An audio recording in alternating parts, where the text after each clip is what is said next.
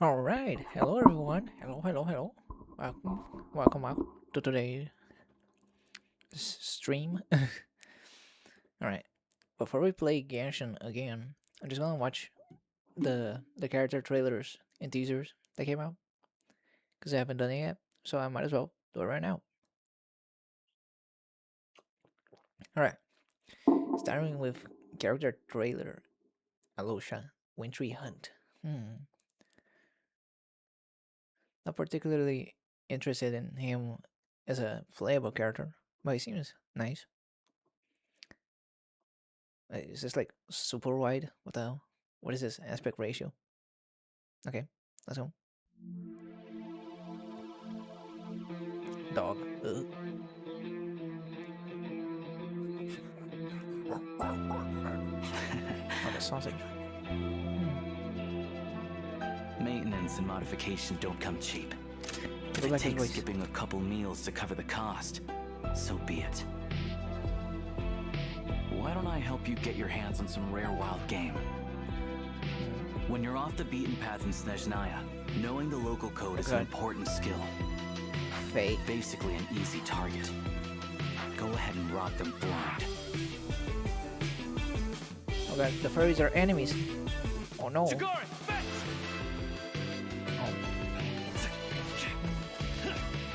Prey spotted.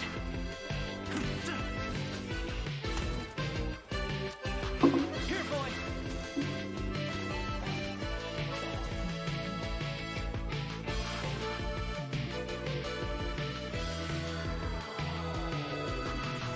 Hello. I'm Alosha. I'm a hunter. hello, shut. Tugarin, don't shake. Alright. Well, it's a 4-star, so it's a very quick trailer. The Genshin 4-star um Genshin 4-star trailers are always pretty underwhelming, usually. Except for Auroron's. Auroron had some banging music. That was really good. The music in this one was good, but not as good. Alright, let's see. Next one. Stop it. Alright. Character teaser. Odette. The illusion of gentle snow.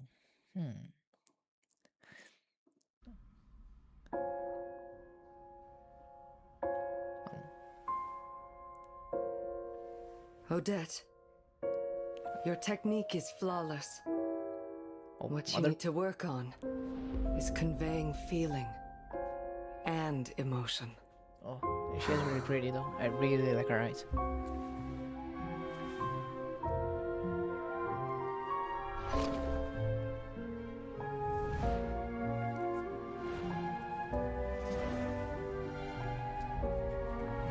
Stop. You're hiding behind other people's emotions, Odette. Huh. Show me how you feel.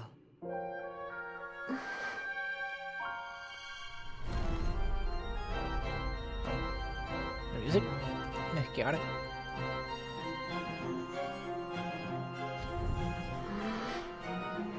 Oh. Oh shit. But in this land of relentless snow and never-ending winter, what is there to feel? I feel anger, resentment, and hatred. Oh, damn. She really is gonna hate me. Where do these feelings fit in? On the stage. Hmm.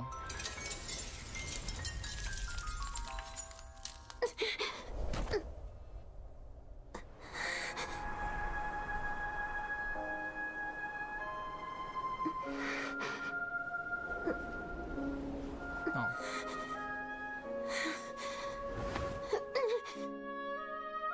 Let's leave it there. Does it hurt? Here, let me help.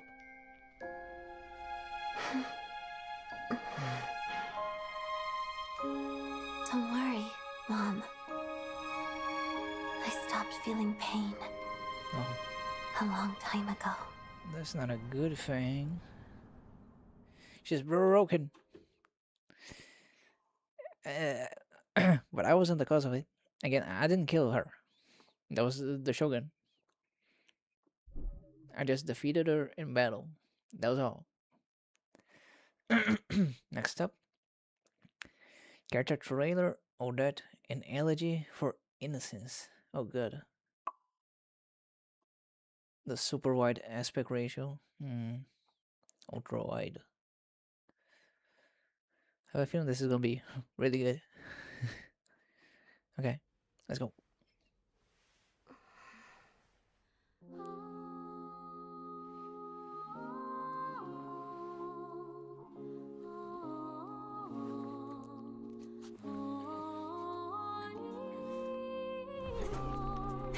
Oh, damn.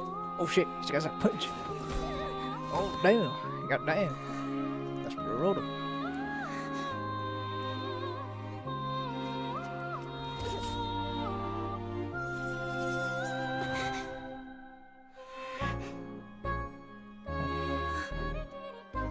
Oh, the music. Oh, it's so good.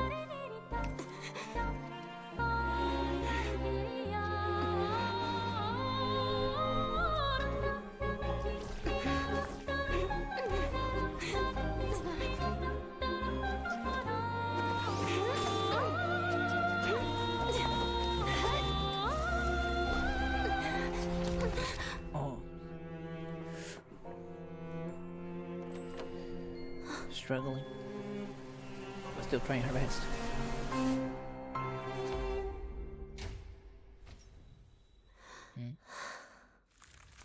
Oh my god. These graphics.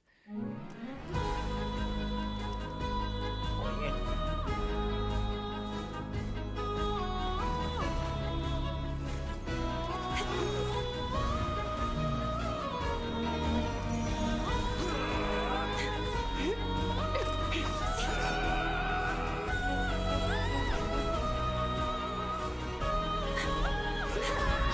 Oh. Yeah, this is so pretty. Everything is.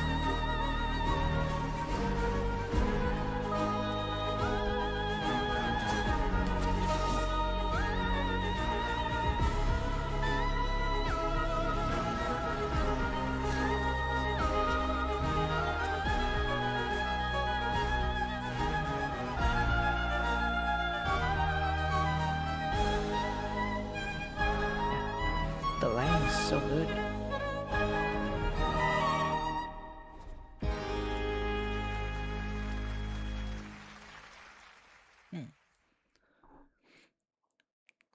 Yeah, this this as its own piece was pretty good and really pretty. The effects and the lighting. If I were to compare it to other games trailers, it probably would fall a little short. But that doesn't matter.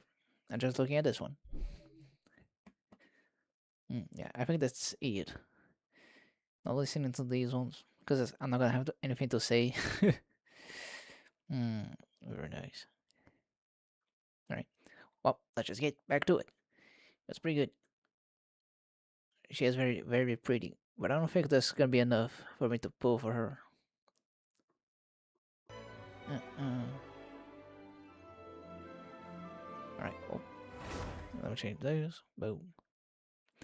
Get flashbanged. Wah!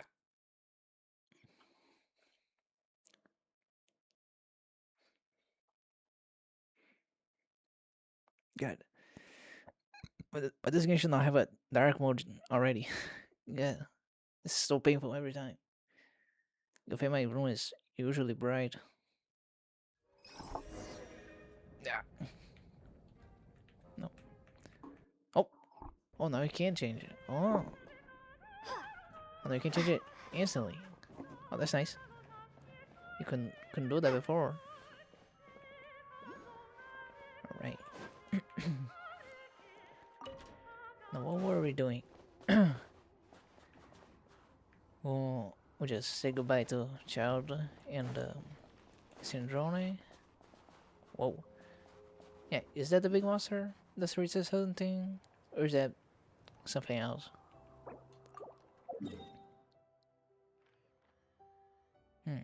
Right. I don't exactly remember what we were doing. What I do remember. Oh, okay, never mind. I was gonna. Whatever. How strange. This sword seems to be vibrating of its own accord. Oh, yeah. This is what I was gonna It's a say. very faint vibration, but it's getting stronger as I get closer to the statue of the seven. Huh. Why would this sword be attracted to the statues? Does this sword have some connection to the statue? But all it does is vibrate, even when I touch it. That place I got this sword from was definitely out of the ordinary. Maybe I should try channeling the power of cryo?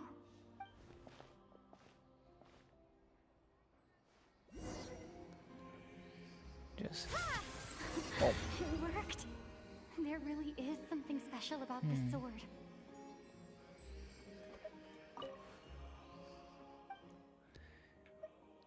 Enhance Exiphanes blade.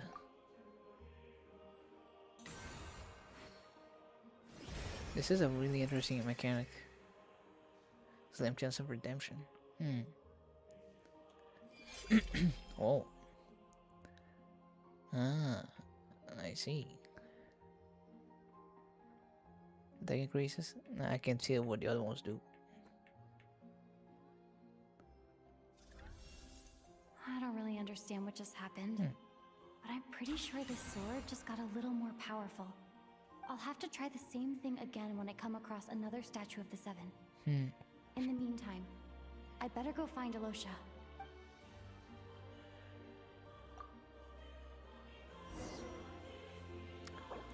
Yeah.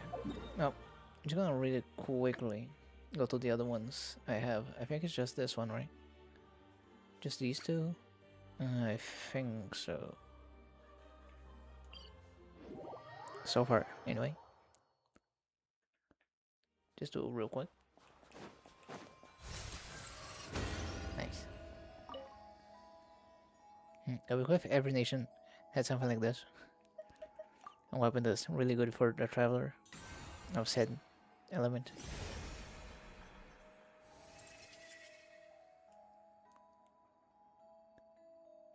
Huh. Great damage increases.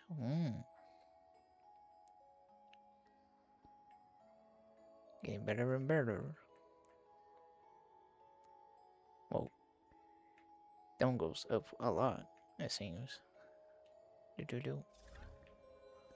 Right. That's all I can do for now. Cryostorm! Okay. Moving on. Do.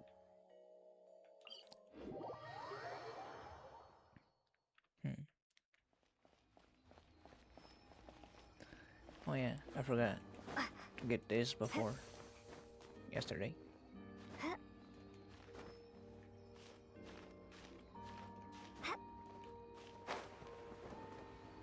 Yoink.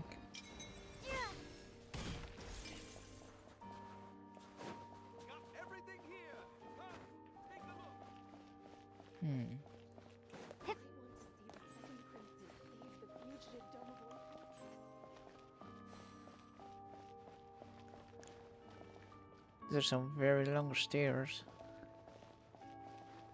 Imagine going up and down this every day. Oof.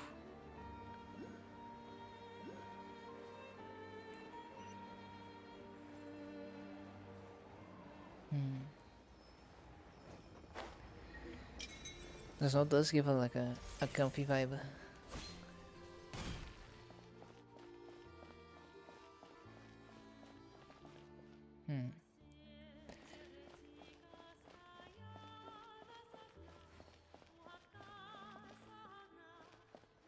Alright. Hello there. How can I help? Have you seen Alosha? Ah, sure thing. Give me a second. I'll go fetch him for you.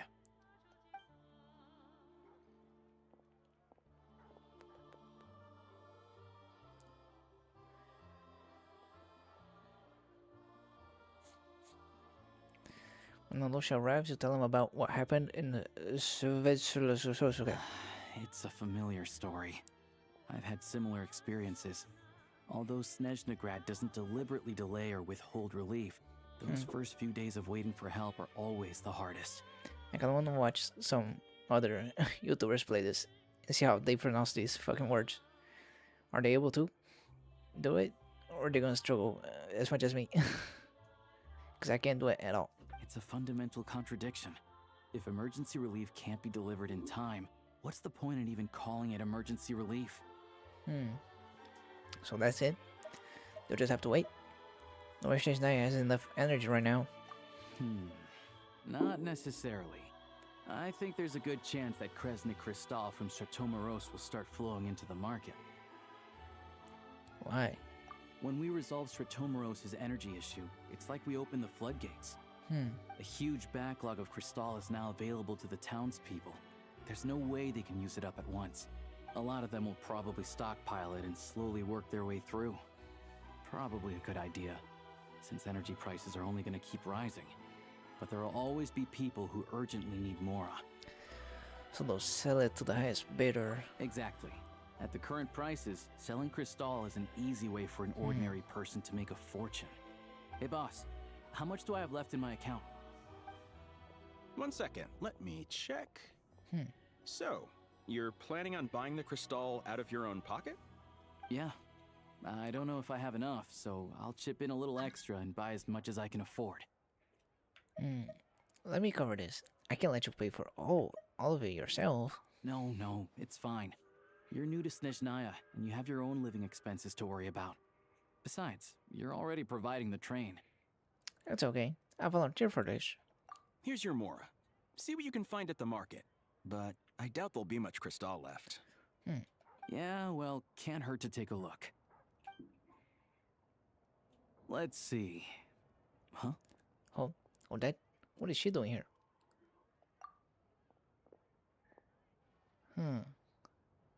Oh, Alosha, and Oh shit.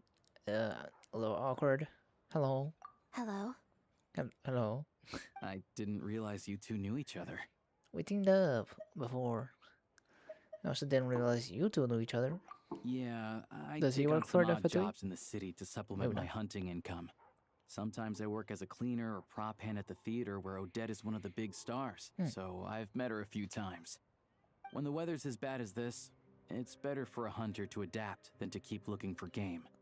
Yes, and we sometimes need extra help. Yikes. Why is the Very atmosphere so awkward. awkward? I thought things went pretty smoothly in Sviatlo-Lidovka. So, what brings you here, Miss Odette? Looking for some new props? No. After I got back to the theater, I couldn't stop thinking about the situation in Sviatlo-Lidovka. It bothered me so much, I couldn't focus on my dancing. Sviatlo-Lidovka. Is that it? I already forgot. So I decided I'd come here and see if there's anything I can do.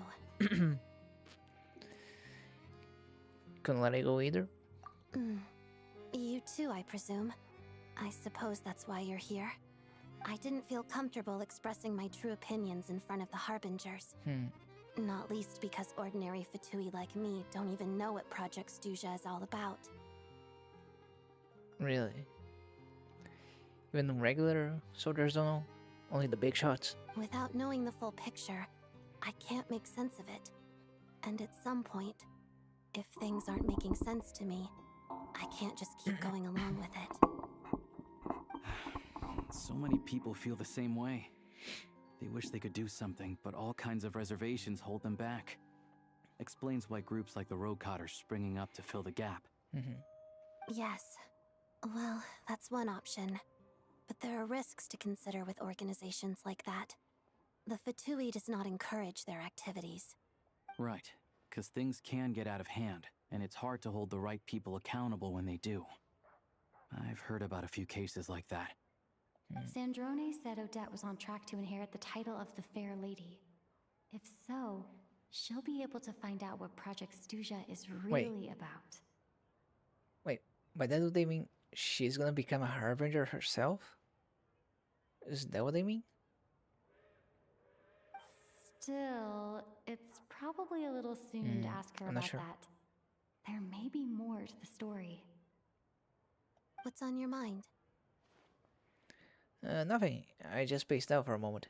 I mean, it would make sense if they're looking for people to fill in the missing harbinger spots, because there's a lot missing now. I think we can both agree that no matter which side you're on, it can't stop you from doing the right thing. Where there's a will, there's a way. Mm-hmm. I know what Rosaline did while she was abroad. You made the right decision, so no hard feelings. So, what's your plan? Oh, we were gonna buy some crystal. I heard there's some on the market right now. Funny, I had the same idea. In that case, let me pay. I can claim it back as mission expenses. Oh, nice. The real issue here is that government relief is behind schedule. Surely it makes more sense for the state to cover these costs than for us to pay out of our own pockets. Mm-hmm. True. It's a huge expense after all. Thanks for helping. She's got a very shiny crystal in her forehead. It's kind of distracting.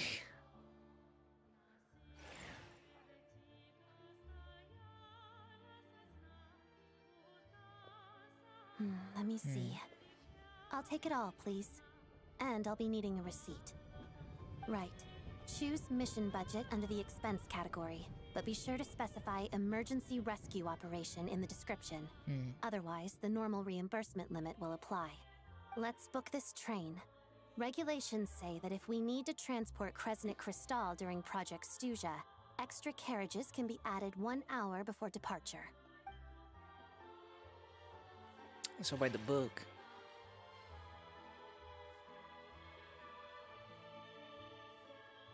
That should do it. The train will be escorted to its destination by Fatui guards.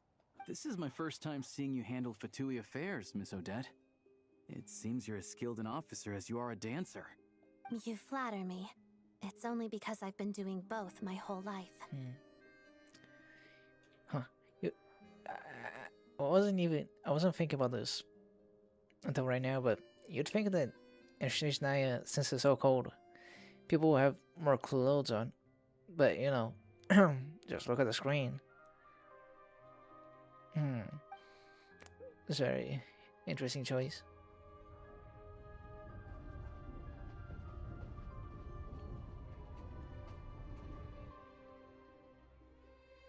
It's not like everyone else has a, a device like the traveler has to keep her warm. Well, I'm glad we're in safe hands. Anyway, I bet you've been non-stop today, am I right? Any idea how Paimon's doing? I've had my hands full, but I'm gonna go back to check on her now. What's wrong? Who's Paimon? The one who killed Senora. Her travel buddy hasn't been feeling well. She caught a cold right after they got to Snezhnaya. Sounds like she's important to you. I can't believe you've been dealing with this on top of everything you've been doing to help the people of Snezhnaya. I couldn't just turn a blind eye to their suffering. Paimon wouldn't want that either. I've got nothing going on right now, so I'll join you. I want to see how she's doing. May I come too? I have some candy that someone gave me back in Svietlo-Laidovka. No. Plus, I know a little bit about relieving cold symptoms. Sure, she'll appreciate the company. And she'll definitely enjoy the candy. All right then, let's go.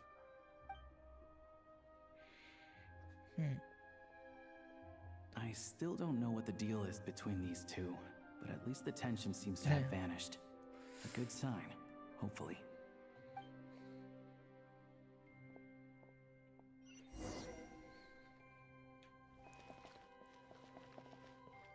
What?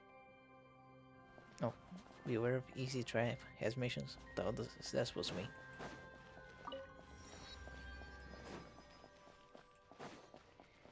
What? Shit. There is a trap. Oh, fuck. Get out of my way. Wait, what?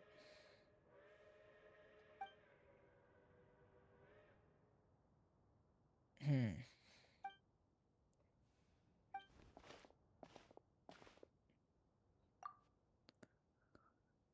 Gangs and bad guys. Hmm. Just bullying the children. That's crazy.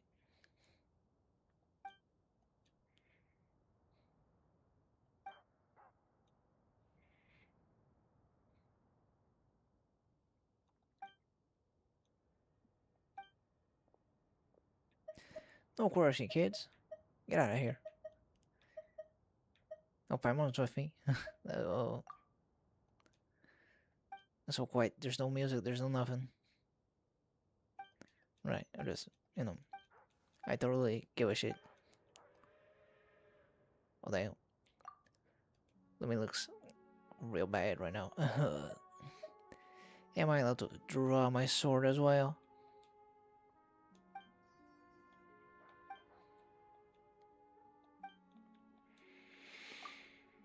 Hmm. Okay.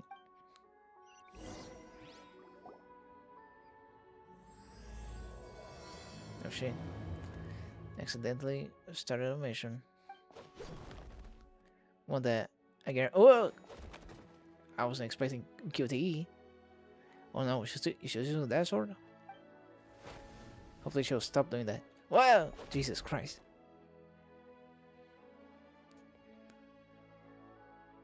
Hopefully in cutscenes she's gonna start using the new sword instead of this one. Since we do get it in the main story, there's no reason for them not to include that. That was it. Alright, let me go.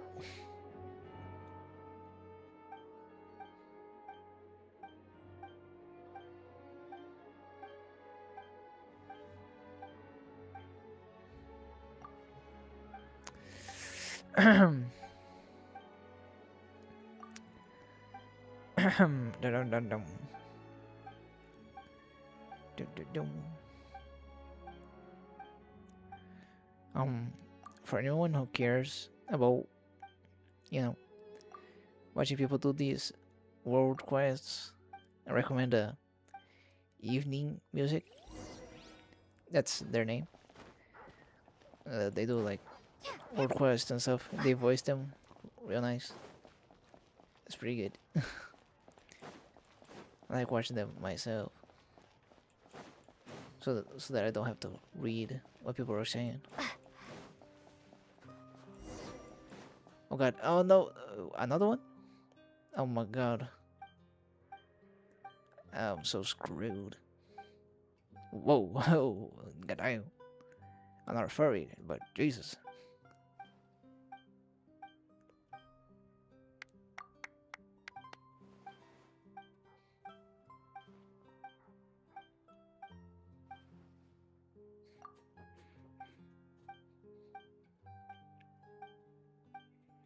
Shadow Realm.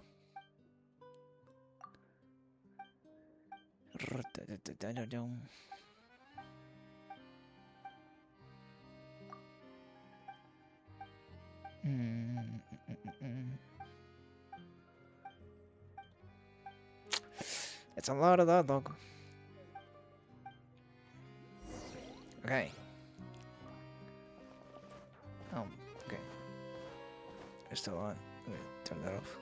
Okay. Alright. Let's not fall for that again.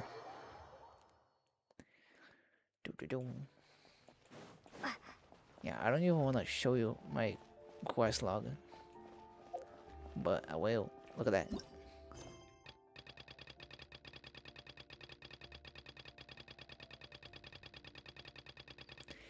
That's just quests I did get.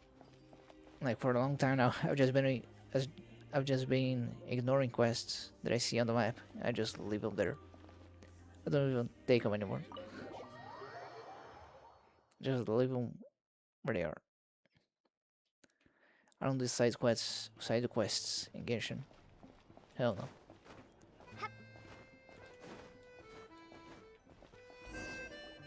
Hello.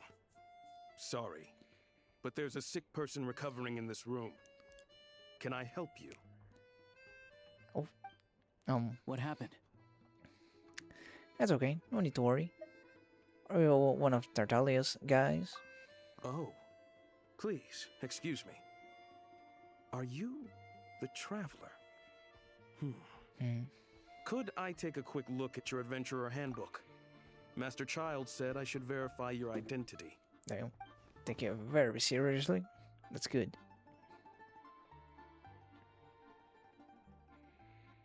Here. Ah, it's really you. Sorry for the inconvenience. We're under strict orders from Master Child to keep this room well guarded. At the same time, we can't interfere with Podvoye Restaurant's business. That would only seem all the more suspicious and draw unwanted attention to this room. Besides myself, a few of my colleagues are stationed in and around the restaurant, in plain clothes, of course. Rest assured, you're in safe hands. You're taking it very, very seriously. I didn't expect such a high standard of protection. Well, Master Child handpicked us for this special assignment. We're not about to let anything go wrong. Anyway, I won't keep you any longer. Please, head inside. Damn. The captain's men are really reliable, it seems. Traveler! Aloysia, you're back! Oh, hey! Who's our new friend? Hi, I'm Odette. The Traveler and I crossed paths a few times. She's one member of the Fatui, but she's solid. We can trust her. Another friend from the Fatui, huh? You're practically a member yourself by this point.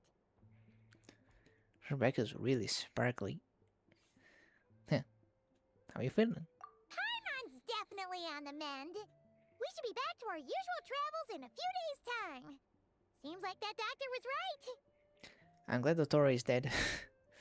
Otherwise, we wouldn't be able to feel safe in this place. It's just... Paimon's limbs are still feeling a little chilly. I have just the thing. Whoa! What's this? A fire potion? Is that a flame inside an ice cube? Wait, is this real ice? How's it not melting? And how does the fire keep on burning? All keen observations. You're right. This is called Core Ignis. Core Ignis. Whenever I've caught a cold in the past, I found I recover much more quickly if I place this by my bed. You're welcome to borrow it. Awesome! Wow! It's so nice and warm! Oh, it's like magic. Your name was Odette, right? How did you two meet again? Looks like she's in pretty good spirits. That's a relief. Any progress with your investigation yet? Nope. I couldn't get anything out of the Harbingers. No surprises there, I'm sure. They're not likely to let anything slip. I need to try a different approach. I want to look into this Rokad organization. Rokad, huh? They might know what's really going on. Do you know how I can contact them? Let me think. Members of the Rokad keep their true identities hidden, but I think there might be someone I can introduce you to. Leave it with me. Meet me at the Korolyevsky troop tomorrow, and I'll tell you how it goes. Would anyone like a drink? I'm gonna head to the bar. Paimon will have... maybe some hot milk? Yeah. Paimon's in the mood for something warm. I do like warm drinks. Enough with the secret chat, you two. Let's catch up properly in a minute. Paimon wants to know everything that's happened today. Yes, ma'am. It'll be kind of like Tabletop Troop. No reason why listening to a story can't be an adventure.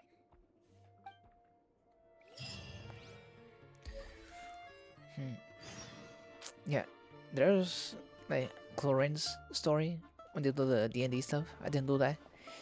There's somehow, I'm not exactly sure, only they can do like the D&D thing with Sandrona and Columbina. I saw it on YouTube, in shorts, but I don't know how to do it myself. Like, I'm not gonna do it now, but it just reminded me. I did receive an item when I got her, didn't I? Like a tea set or something. I'll have to look into that. Ew. Yeah, I don't remember.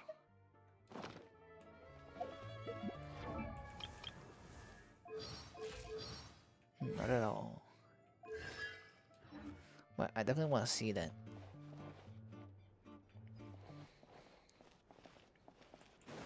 Oh, I just wait.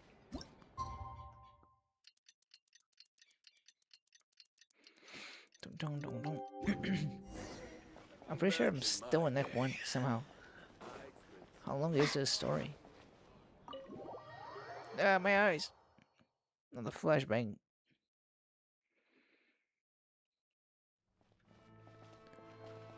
Oh, the theater?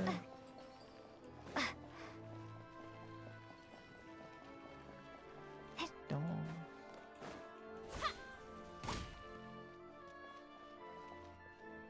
Huh. I get this weird feeling. Like, it feels like I've been in Nasha Town for the...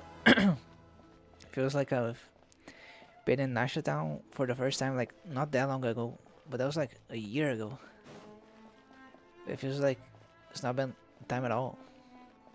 Any time at all. This strange feeling I have.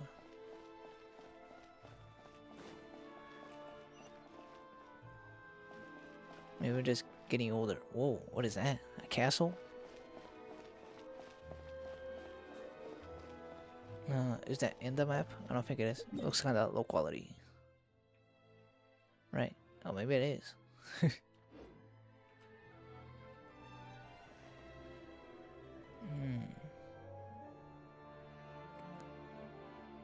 It does look kind of cool. Young people these days are surprisingly hardworking.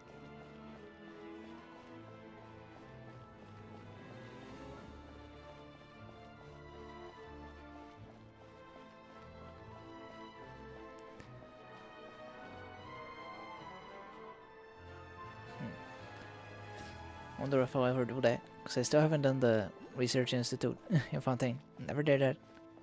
Never did the Narcissan quest. You know, I don't know if I'm gonna do anything. If only they added the actual skip button. It makes things a lot easier. Dum, dum, dum.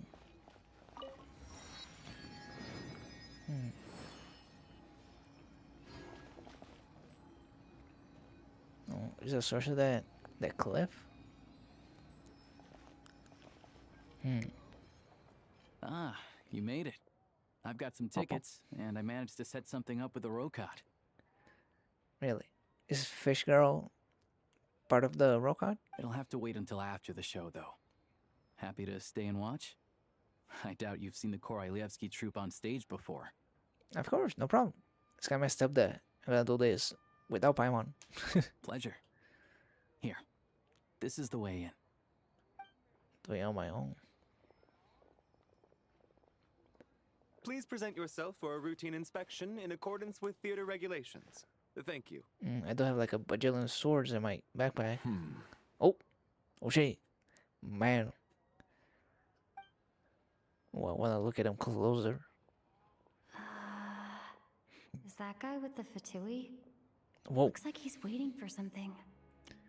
stone. He looks like he could have a fun gameplay. Or Electro. Is that a linchpin or just a vision? Okay, all done. Thank you for your cooperation. Please proceed through to the theater. If I hadn't seen his vision, I would also still think he's Electro. Gives that vibe. What's up? Everything okay? I wasn't expecting such strict security. Snezhnaya's business and political leaders are always passing through here, so it makes sense that security's tight. Still, it's a little unusual to see the Fatui's Armory Palace guard here. You saw him, right? The guy right at the back. Strong, silent type. His name's Valeri. He's part of the Special Assignments Battalion. But I only ever see him here for one thing. To look for a guy named Mitya. Special Assignment Battalion. Wait, let me...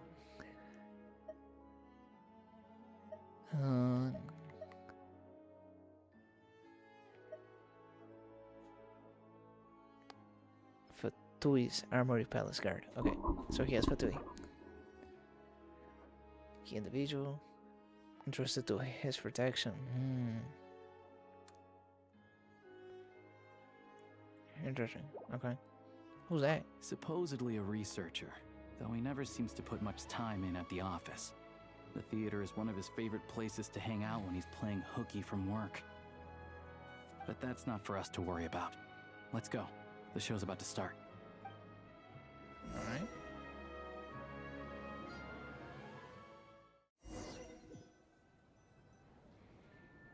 What do you think? Pretty impressive, huh? I mean, I feel like the Opera House was a little more impressive, but I do like the color in here. The blue's pretty nice.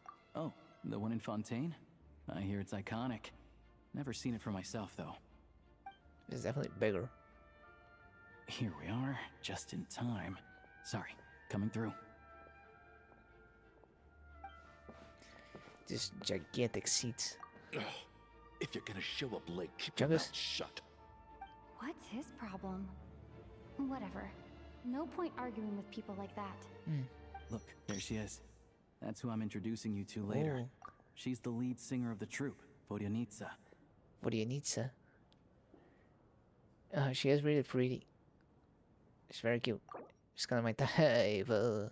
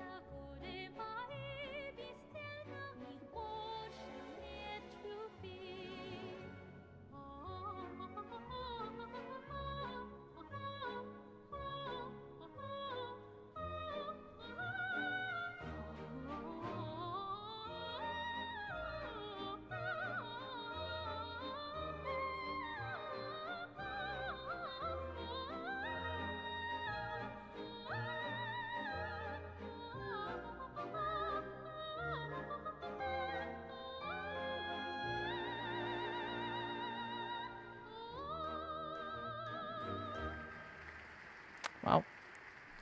I did like that. That was pretty good. Good singing. This leads directly to the green room. They're expecting us.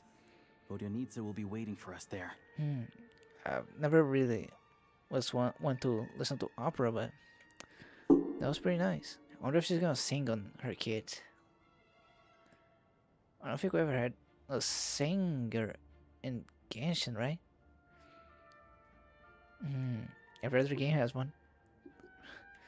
We have Robin, we have Astra, plus the Angels, and then in Wuthering Waves we have what's her name? The redhead, I forgot her name. The elf girl. Then now in the infield we have Lino, I'm not sure her name. Now Genshin's gonna get one? I hope so. That is a decent, kind of a fun trend to have.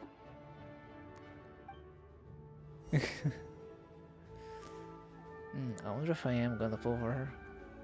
Our resources are kind of limited. I don't even know how many pulls I do have. How many is that? 120? 130. Yeah, it's not a lot. I'm not even sure who I am gonna pull this nation, I guess. I mean, definitely the Saritsa, for sure. And Renova, if she's playable, which I really hope she is. So yeah, Renova, the Saritsa. Of the other ones they showed, I don't know. I'm not exactly convinced on the big men.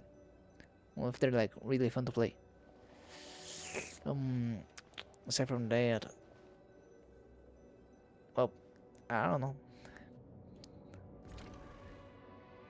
I guess Hey I'm there. not that Excuse interested. me. Ugh, can you believe it? I'm so mad right now. Come in. That was interesting. Oh, it's you two. Oh, you here again? Huh? You know each other? Oh, wait. Is this who Oh. you were telling me about? The one you met yesterday and couldn't stop thinking about? She's so animated, just like Silali was. I never said that. Oh my god, the comparison between all that so stiff, then what do you need to so well animated? Yes, you did. Why are you denying it? It was right before I went on that rant about the moody factory owner. Oh, I remember it so clearly. She sounds like a VTuber. Might I ask what brings you two here? Oh, I just brought her here to see the show. And when it finished, she was full of praise for Vodyanitsa's performance. That sounds very good. So I like that. I thought I'd try my luck. See if we could get the chance to chat for a bit. Maybe get an autograph? Yeah, right. You work here. You What? of all people ought to know that's against the rules. It's not what the green room is there for.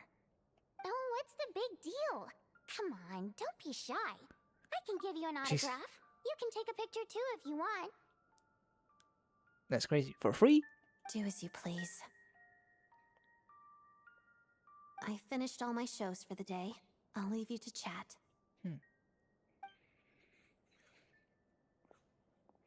Just like that? I wasn't making that stuff up, you know. Odette's just too proud to admit it. She thinks very highly of you, and so do I. You did the right thing in Svietloladovka. Yes. We're good. Odette's out of earshot. I'll lock the door. What? Oh. So he is. Confidentiality, of course. The Rokat is very strict on that. So Losha is a member of the Rokat, is he? Whoa, Alosha! Not out loud! Not with an outsider here! Relax. I've taken care of it. Look at this. The president's reply sent this morning. Oh. Wait, so she's been approved to join? President. Who is the president? Is it the maid girl? Or is there some other woman that we don't know of? Me? Just like that? You told me last night that you wanted to get intel from the Rokat.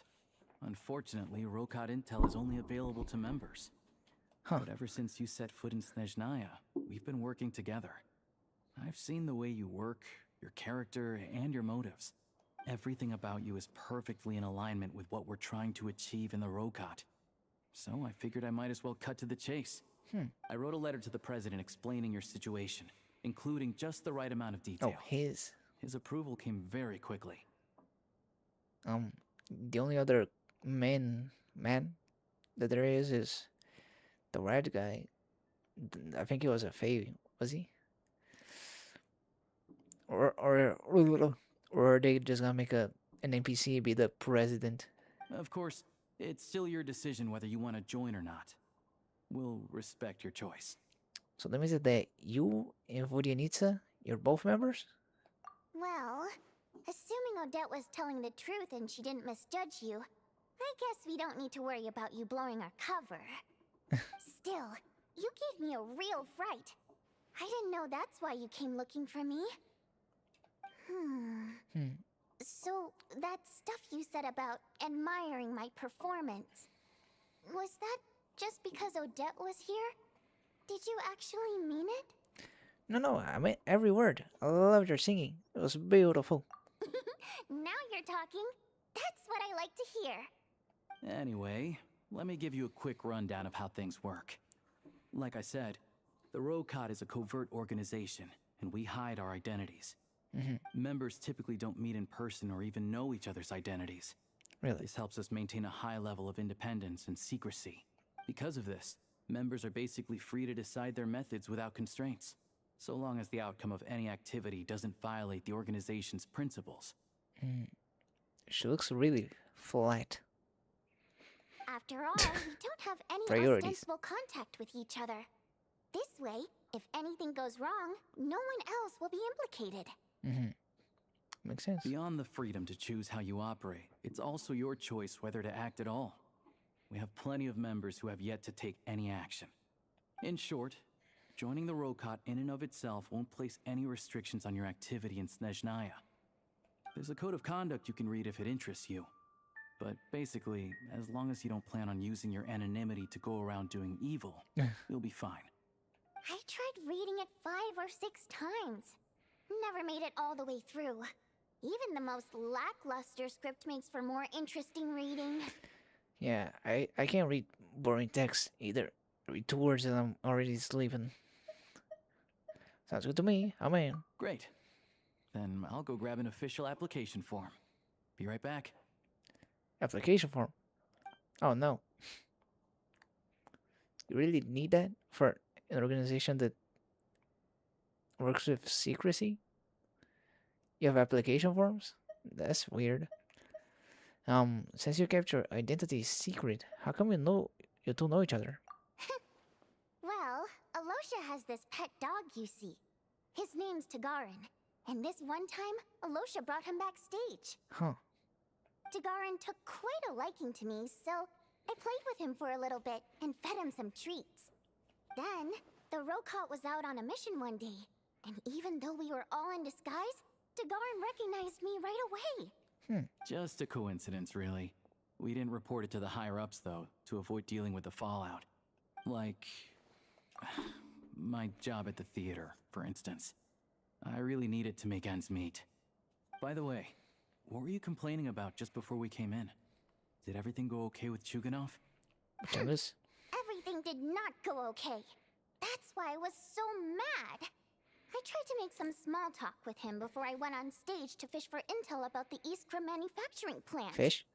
But he wouldn't take the bait. Bait? No matter what I said, he kept dodging the question. And then he started complaining. He said he didn't appreciate his second-rate seat in the stalls because he usually gets a private box. I mean, what did he expect? Everyone knows that if you want a box seat, you buy a ticket well in advance. But instead, he sends me a letter the day before the show when we're practically sold out. I had to juggle things around just to get him a half-decent seat, hoping he would appreciate the gesture enough to share some information. But nope, he didn't give me anything. What an asshole. Yeah, meeting Chuganov in person has definitely been a disappointing experience. Oh, you probably don't know who we're talking about, do you? Yeah? Chuganov was that older guy you were sitting next to today. I'm sure he didn't make a great first impression on you either. Oh yeah, seemed like a real grouch. No, hello. Welcome. Welcome to my stream. I'm playing Genshin, as you can see. Oh. How have I been? I've been great. Yep, seems like a real To grouch. the citizenry, he's a family man and a kind boss. But our interactions with him tell a very different story. It's one thing to ask for a favor, but he acts like it's his right. He always expects special treatment. Take the ticket situation, for instance. I've actually gotten him a private box in the past. But not only was he not even grateful, now he's acting like I've sold him short this time. Not to mention that he's never paid for a single one of his tickets. Am I a regular player?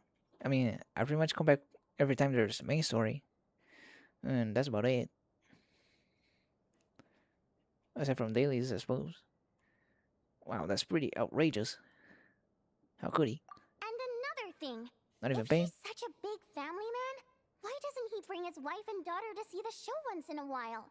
I've never seen them here, Not even once. Huh. Calm down, Vodyanitsa. If you won't do it the easy way, we'll have to try the hard way. But first things first. Here's your application form.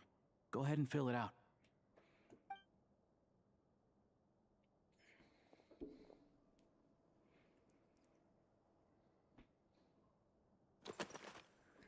Oh, I actually have to. Peter Moonveil, Fake Miller, uh, Jenny Little Bell. I'll be Fake Miller. Doroko, Primo Gem. I'll be a Doroko. Cool name, the 12.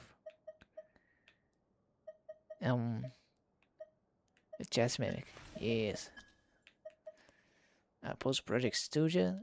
I went to ordinary people. What the hell does that mean? What? I think the roll call at school. Put an end to this. That sounds funny. Mom told me to give it a try. Alright. That sounds pretty good.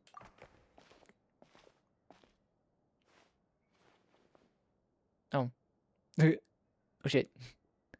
Looks like I'll need to make a few little tweaks here and there. But other than that, you're good to go. We'll hold on to this for you. Alright. Alright. Now that we're officially Rokat comrades, I can tell you. Chukhanov is the target of our current operation. Target? Recently, we've done some recon work at the Iskra manufacturing plant, which pretty much confirmed that their energy consumption is way beyond the legal limit. All we need now is some direct evidence to present to the Vetcha, so we can demand that they shut the plant down. That way, the Kresny Crystal can be allocated to where it's needed most. Sounds good. Take it down the capitalist. I was hoping he might let slip during one of our chats, but he's too tight-lipped. We'll have to find another way. I'm meeting another regular theater goer tonight. Mitya. Alusha mentioned the name earlier. Yeah, the one that's being guarded by the big man. But Valeri's here too, and he's probably looking for Mitya, so he may end up being a no-show. Don't you worry. He must know how to dodge Valeri, or he wouldn't be showing up on time for every performance. Mitya is a renowned energy expert. Although we can't get any direct evidence of the excessive energy consumption at the plant, we can accidentally let the information slip to him. The authorities should take someone like him seriously. So if he starts raising questions about energy use at the Iskra manufacturing plant, there will be a proper investigation. I mean, that if that guy cares. Also, we're not allowed on site, but he has clearance. So all we need is his cooperation. Since he's an energy expert, does that mean he might know the inside story of Project Studio? Yeah, so that's the other thing we're trying to figure out. Though I think we're far less likely to make any progress on that front. Still, I hear that Mitya is a bit of a chatterbox. So, who knows? Maybe if we catch him in the right mood, he'll let something slip. What do you think? Sound like something worth your time? Definitely. I'd love to join. Okay, in that case, you guys find a seat somewhere nearby. Pretend you're a couple of buddies there to eat, and keep your ears peeled for useful information. He's a huge fan, so I doubt he'll have his guard up around me. But you two need to be convincing. If he suspects anything at all, he might stop talking. Sure. Don't worry. We'll make a believable pair of buddies. I'm sure we can manage a bit of friendly chit-chat. Perfect! You've sold me already. Now, help me tidy this room up a bit before we head out. Okay. What needs tidying? Oh god, she's a slob. Everything.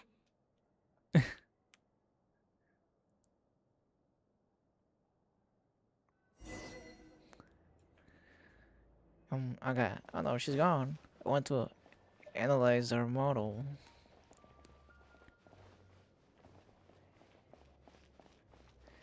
Maybe later. Where am I going?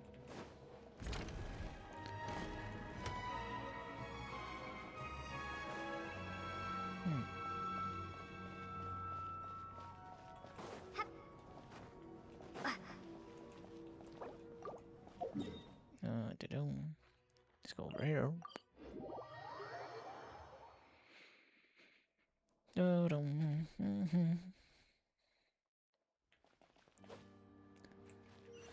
Alright.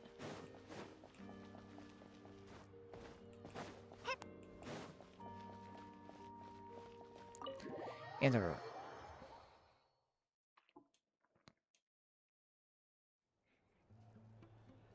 Nope. We come here often, so we shouldn't stand out. Let's sit here. Now, Should be it's easy up to enough. Vodionica. Let's see how the conversation goes.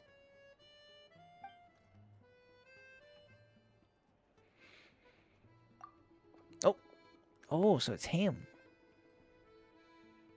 Mr. Metia! Over here! Over here! Oh, they just ran. Sorry, I got a little held up on my way here. Now we have even less time than we planned. This guy, even since the trailer, he gives me big Senku vibes from Dr. Stone. Go ahead and order some snacks and drinks, whatever you like. Let me see. According to my schedule, we still have 25 minutes left. You're really pressed for time today, huh? I was imagining this would be a leisurely chat. If you'd prefer, we can always reschedule for another afternoon when you have more time. No need. Oh, Getting to that meet means the Hugh. lead singer is a very precious opportunity for me. I'm not about to pass it up. I said bed.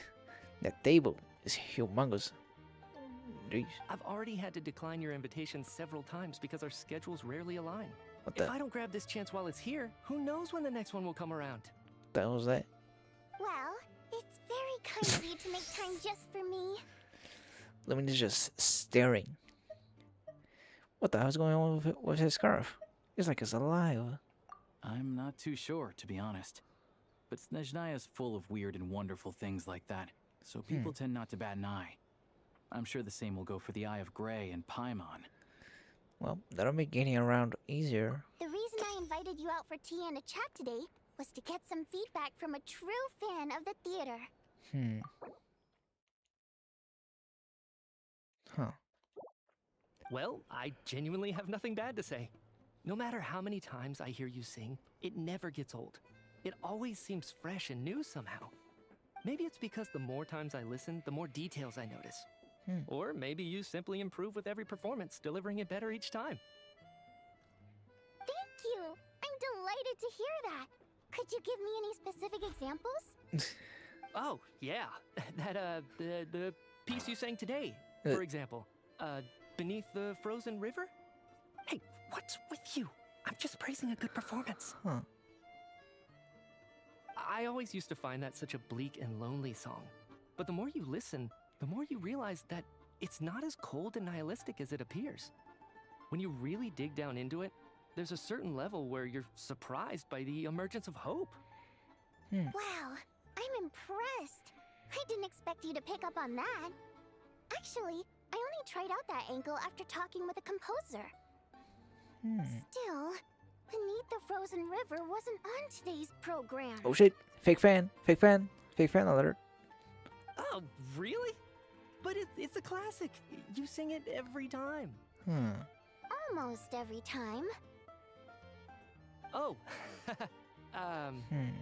Well then, let me say a few words about that other all-time classic, Flying in the Wind from the Mountain Sparrow. I didn't sing that one today either. My voice wasn't quite up to it, so I switched it out at the last minute. Oh. But, Sorry, Mr. Mitya, but you were at the theater today, yes? Was he? Of course I was. Remember? I said hello to all the troupe members before the show started. You, Odette, and the others. So, what did Odette sing today? Odette sings? She sings and dances? Elegy of the Snow-Winged Goose, of course. Correct. I see. Ah, I see. I see. He's a bigger fan of Odette than of our fish girl. You find my singing boring, don't you? That's why you don't remember a single song. Looks like I'll need to cut a few from the program next time. No, that's not it. I swear.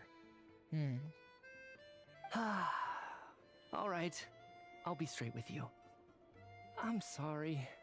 My mind was wandering as you took the stage today. I enjoy watching your shows because the exquisite performances stimulate the mind. The mind. It always sparks some inspiration for my research. So he likes her because she's pretty, not because she sings well. I see. So, whenever I get stuck at work, I come to the theater for a change of pace. Odette's dance during the Elegy of the Snow-Winged Goose today was simply incredible. It got me wondering what she's been going through recently. She looks unimpressed. That look of sheer defiance in the face of utter tragedy? It was so inspiring. I started scribbling in my notebook right away. Not that I made a ton of progress in the grand scheme of things, but I still think it was productive. By the time I snapped out of it, the entire show had finished. So what you're saying is... No. You didn't listen to my singing at all? Unfortunately not. Yikes. I'm sorry. I don't know which is more disrespectful. The fact that I don't always come for the show itself, or the fact that I missed your performance. Seems like things are getting a little awkward. Yeah. You're looking nervous. What's up? Mitya just stepped into a conversational minefield. Oh. If there's one thing Vodyanitsa doesn't like, it's people who show disrespect for her performance. She. This meeting was so hard to set up. Don't tell me it's already falling apart. It's fine. Keep it cool, Garby. I suppose this is affirming in its own way. At least, it shows that our performance really touches people's hearts, right? Oh, she is holding herself back. Don't let it bother you. She's pissed. It certainly doesn't bother me. That's cute. She's showing a lot of restraint. Must be tough. Well, I'll be sure to let Odette know how much you adored her performance. Please don't say that. I always love your performances too. It's just that inspiration struck at the wrong time today. I'm usually all ears. I know, I can tell. That's why I value your opinion. I'm sure some people can't stand it when others praise their coworkers right to their face, but not me. No, sir. Oh my god, she's livid. Fair enough. I still feel kind of bad though. But you know what I really can't stand? People who only show up to the theater to pretend that they're cultured. Makes me sick to my stomach. Oh yeah, 100%. There are too many of those people around. By the time they're walking out the door, they've forgotten all about the show. What's wrong? You look furious. I don't know if you've heard about the boss of the Iskra manufacturing plant. He isn't even a theater investor, but he always demands the same privileges as actual investors. Oh damn, she's sneaking in. Box tickets only, premium drinks, even the right to request specific songs. Well played, Vodyanitsa. Seems like she's harnessing her rage to steer the conversation back on track. Wait, give me a second. I gotta tend to my cat. 1 second.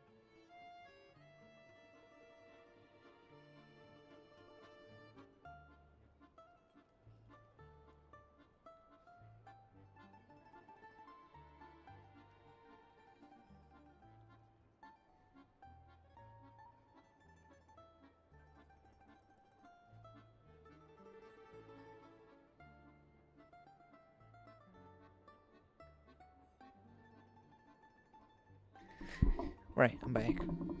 Oh.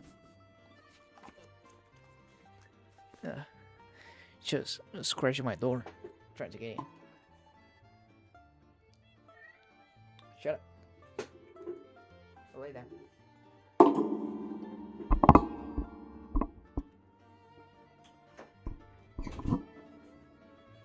Alright.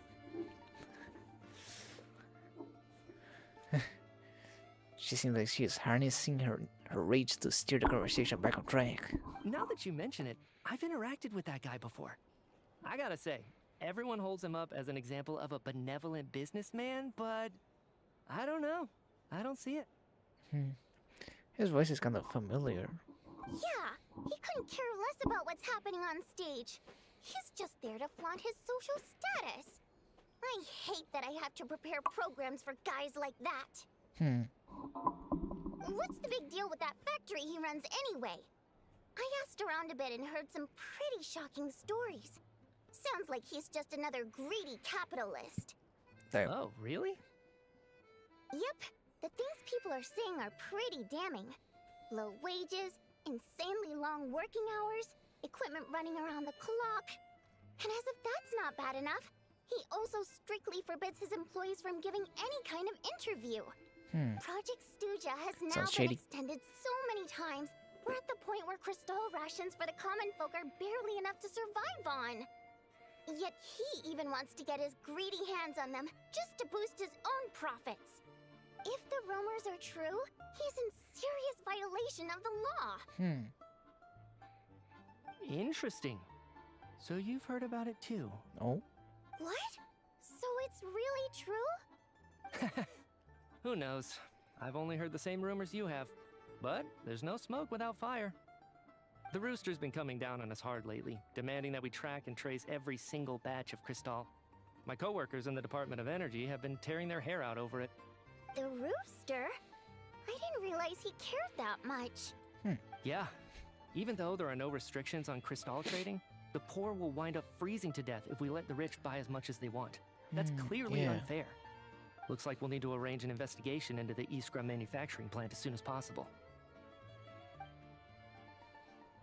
I never knew you kept up with current affairs beyond the theater, Miss Vodyanica. You really have a heart for the common person. Most Fae in your position have long been indifferent to the plight of humans. Well, those of us who choose to live in human cities are naturally going to pay attention to any significant upheaval.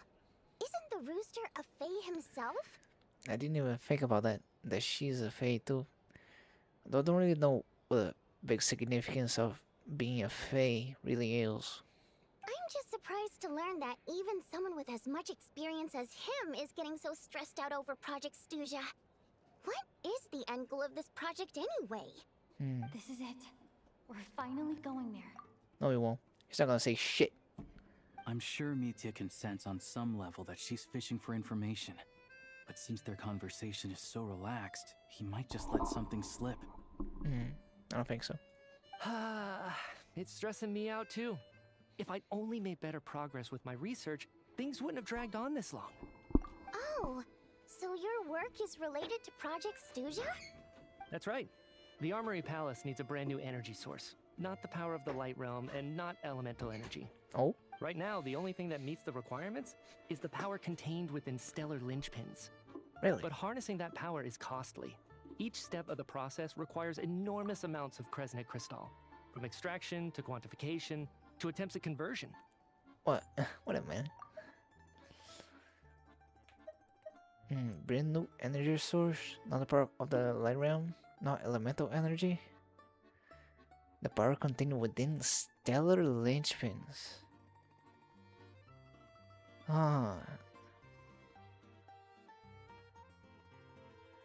Really?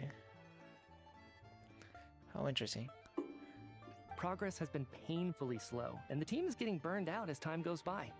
Sometimes, I see people staring into space, as if in a trance. Could it be that this new energy source has side effects? No, it doesn't affect us, because the energy is used for... Huh? Used for... What?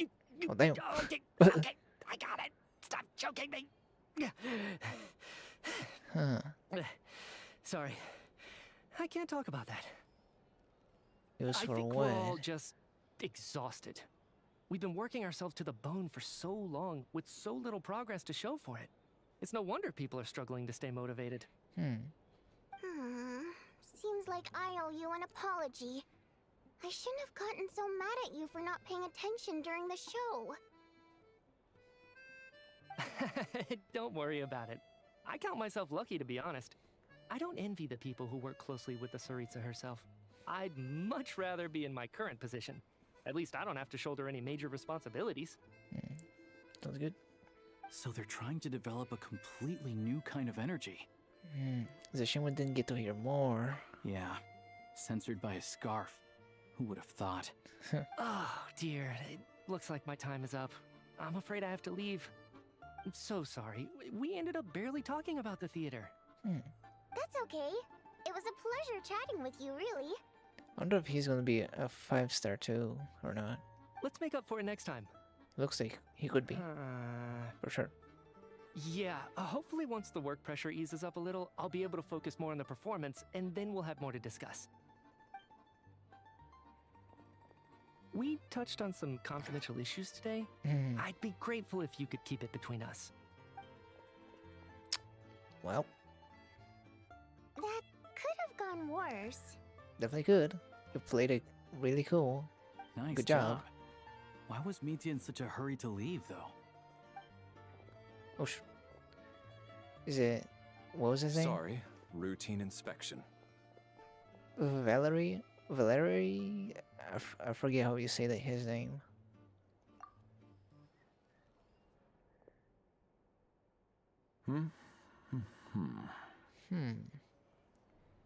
Okay, let's go. So he wasn't rushing to get back to work. He must have calculated that Valeri would find him here in Valeri. exactly 25 minutes. Oh, wow. That's frighteningly accurate. Boy genius. One of the main duties of the Special Assignments Battalion is to ensure that important figures stick to their schedules. Sounds like Mitya's arch enemy then. All right, time for us to get going too. Excuse me, check please. We'll settle our check too, then. Hello there. Mr. Mitya paid the check before leaving. Oh, what a gentleman. He also asked me to pass on a message. He said it was an honor to share his tea break with Miss Vodyanitsa and her two friends. Oh shit, he knew? Wait. So he knew we were here all along? Huh. This raises a lot of questions. Did he deliberately mention the new energy source so that we'd overhear it? Yeah. Maybe his work isn't confidential after all. Maybe the key here is the purpose of this new energy. I guess that's the next thing to look into. Huh. The purpose.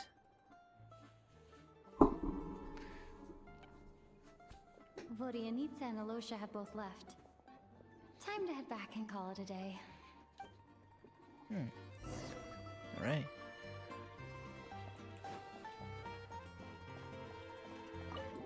Find the purpose of this new energy source.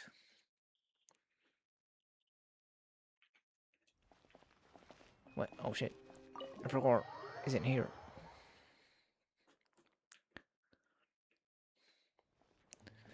Yeah, I wonder if it... I wonder if it does have something to do with the third descender. Says, what was the deal with Shadow Lynchpins? They have a power from beyond this world, or something like that? Which would make sense if it was related to doing stuff to the sender. You're back! You're pretty early today. How are you feeling? But also, how is the Tsaritsa gonna move on with her plan without the pyronosis? Paimon was just gonna mention that. After she woke up today, Paimon felt like her temperature was completely back to normal. But her strength still hasn't returned. Still, there's some good news. Paimon thinks she might have figured out the source of the problem. Really? It's like there's some kind of mysterious power affecting Paimon.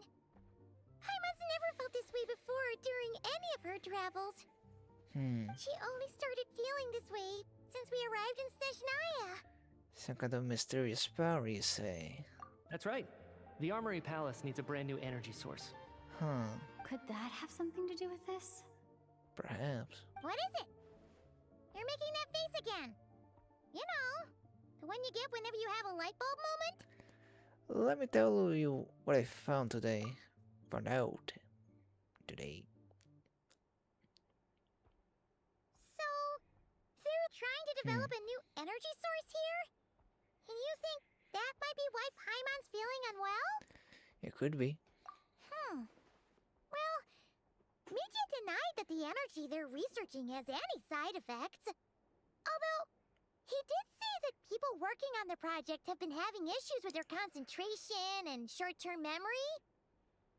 And even so, those are completely different symptoms from Paimon's.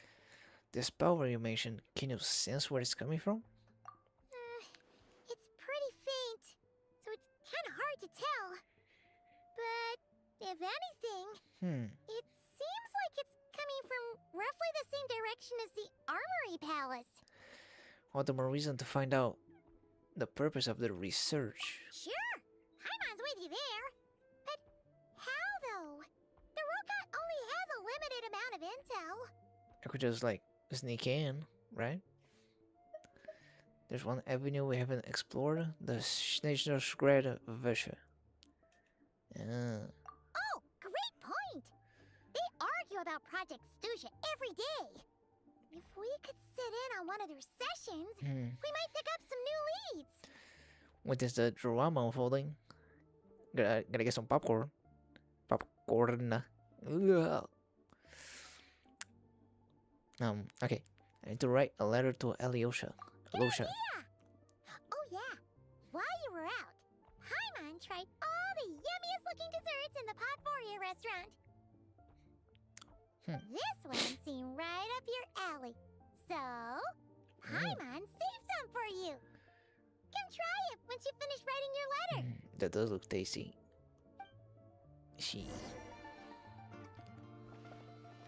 Oh, I don't have any snacks left at home. Gonna make me hungry. 2 days? This shit. Ever since they made the 2 days waiting thing, like every time it's wait 2 days for no reason. It's really silly.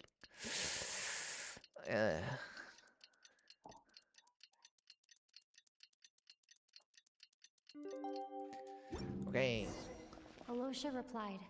He says that we won't be able to speak at the Vetcha, but he can arrange for us to attend as visitors. I never said I wanted Time to get speak. Ready. Then head to the Snezhnaya Vetcha. Just want to observe. You're back! Paimon's been working on the crossword puzzle in the newspaper. Really? It's actually pretty fun. Oh, shoot. Paimon forgot the next word. Oh, she had it a moment ago. Think, Paimon, think. Think, Paimon, think! Not the meme. I don't know if it's supposed to be a reference to the meme or not.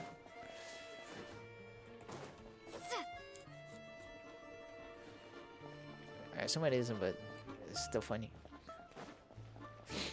The meme.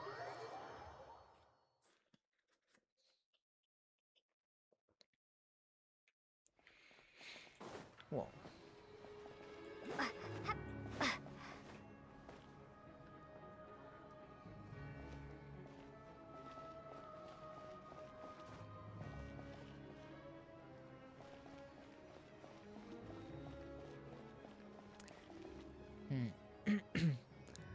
This really does feel kind of like Bellabog.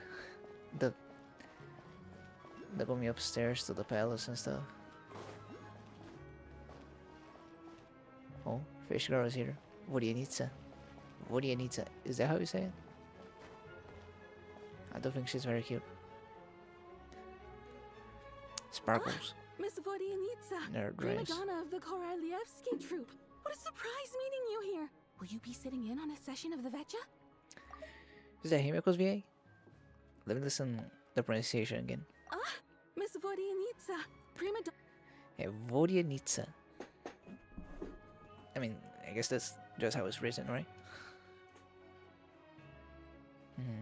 Sorry, I'm not taking interviews today. Oh good, you're here. The session's about to begin. Let's get inside. Please wait, Miss Vodyanitsa. Could you introduce me to your new friend? Just keep walking. Screw you. I wonder if she's voicing an NPC because she's gonna be voicing a main character, playable character. That kind of tends to happen, right? Discuss whether to extend it or save it until the end because they're gonna force it, whether people want it or not. As the rooster, Puccinella shares various energy-related statistics. The dull and lifeless room suddenly becomes very animated. Really.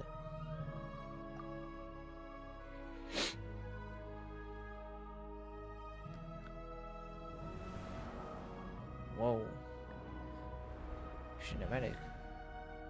Oh, damn. Little man. In summary, the energy management commitments made for the outgoing period have been delivered upon. Furthermore, both the production and consumption of Kresnik Crystal show clear signs of stabilizing. The 5th. Or the Harbingers ranked on strength? Not just usability. I mean, utility.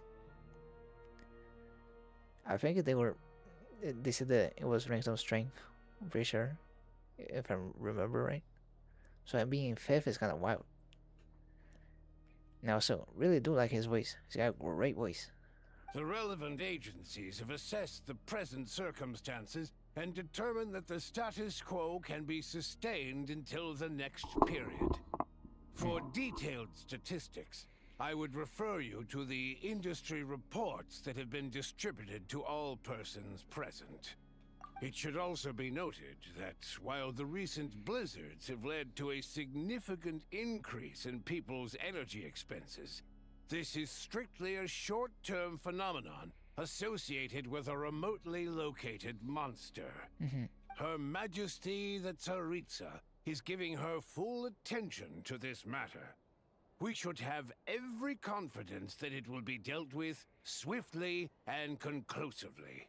I mean, it doesn't seem very swift. It's been days already. Give me 1 day and I'll get rid of it. Also, there's no way they're gonna make him playable, right? No way. I don't believe it. A financial report on disaster relief is also present in this report, courtesy of Pantalone. Pantalone. They cover the same old ground every single time. The rooster never seems to mind, but everyone else is getting tired of it. There's a general lack of trust. People aren't seeing any tangible benefits that affect them directly. Of course, none of that will be reflected in any of the reports on the table.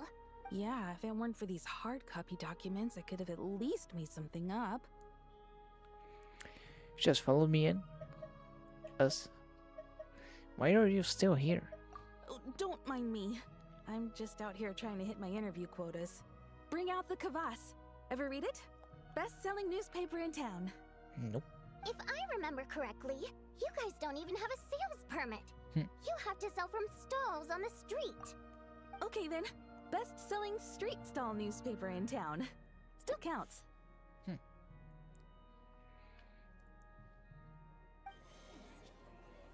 Order! We will now open the floor to the representatives. If there are no further substantive issues to discuss, we will then proceed to a vote on this motion. Where is Pantalone? Oh, down there. I see him. I don't see anyone else interesting. Snezhnaya has a long tradition of treating members of the Fatui armed forces and their dependents favorably. I'm pretty sure he was not in the shot that I was looking.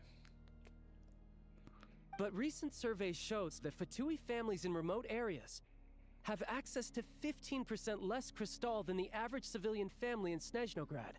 I mean, it makes sense. Snezhnograd is the main city. It's been said many times before, but it bears repeating now. There needs to be a clear and consistent rationale behind how Cristal is allocated, or we will soon face immense public backlash. Perhaps you wouldn't need to keep repeating yourself if you would hear me out for once. I say again, true consistency exists only in principle. In the real world, fairness is relative. You appear to treat resource allocation as a simple function of production and population. So what about when the equipment used in production breaks down? Have you factored that into your equation? Oh, Sandrona is there here. And do you even know how long it's been since Snezhnaya last conducted a census?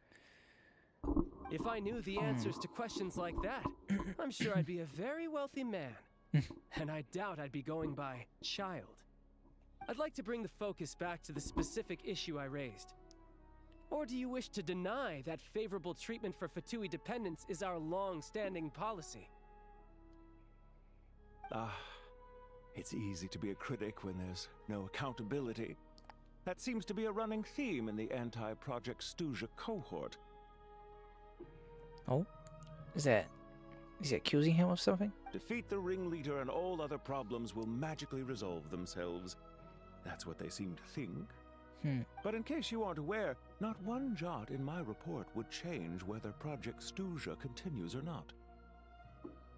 So you have no intention whatsoever of finding a solution to this problem? On the contrary, I'm the only one here who ever brings solutions. No. Child opened by speaking up for the armed forces. Regrader struck back with style and a war of words ensued. What the hell? Our reporter was live on the scene to get the audience's reaction as it all unfolded. Who do you support? What the hell is she doing? I think Charles is raising some issues that need addressing. I'll just be biased because I like Child. The people have spoken. Child received raucous applause from the crowd as he pushed Regrader onto his back foot with a relentless barrage of questions. It had to be seen to be believed. Now you see why they don't have a sales permit. I do like it. What do you need to? You just kill as hell.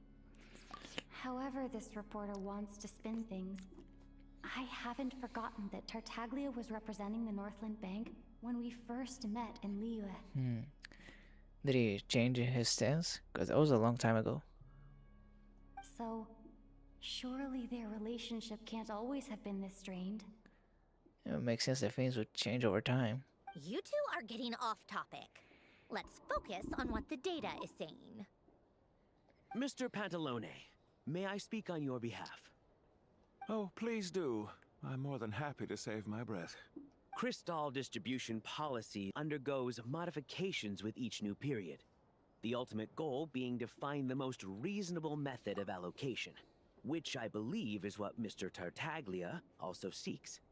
But I fear many may have been misled on this topic by extremist activists. To clarify, Project Stuja is not the root cause of the problem. It is merely a framework for resource distribution. The most recent reports all point to Snezhnaya's resilience and adaptability during this period of fine-tuning, and give clear indications that a distribution framework is improving with each iteration. To make drastic adjustments without first considering the risks would likely do more harm than good. It would be a waste of the hard-won experience we've gained to date. Renowned scholar of finance, Arapov spoke up to clarify the fiscal logic, clearly alluding to social organizations like the Rokot in his words. With the notorious Lelek still active to this day, should the Rokot be held responsible? No, there is someone else to blame. What the hell is she doing? Where did you get Rokot from? Who is this Lelek?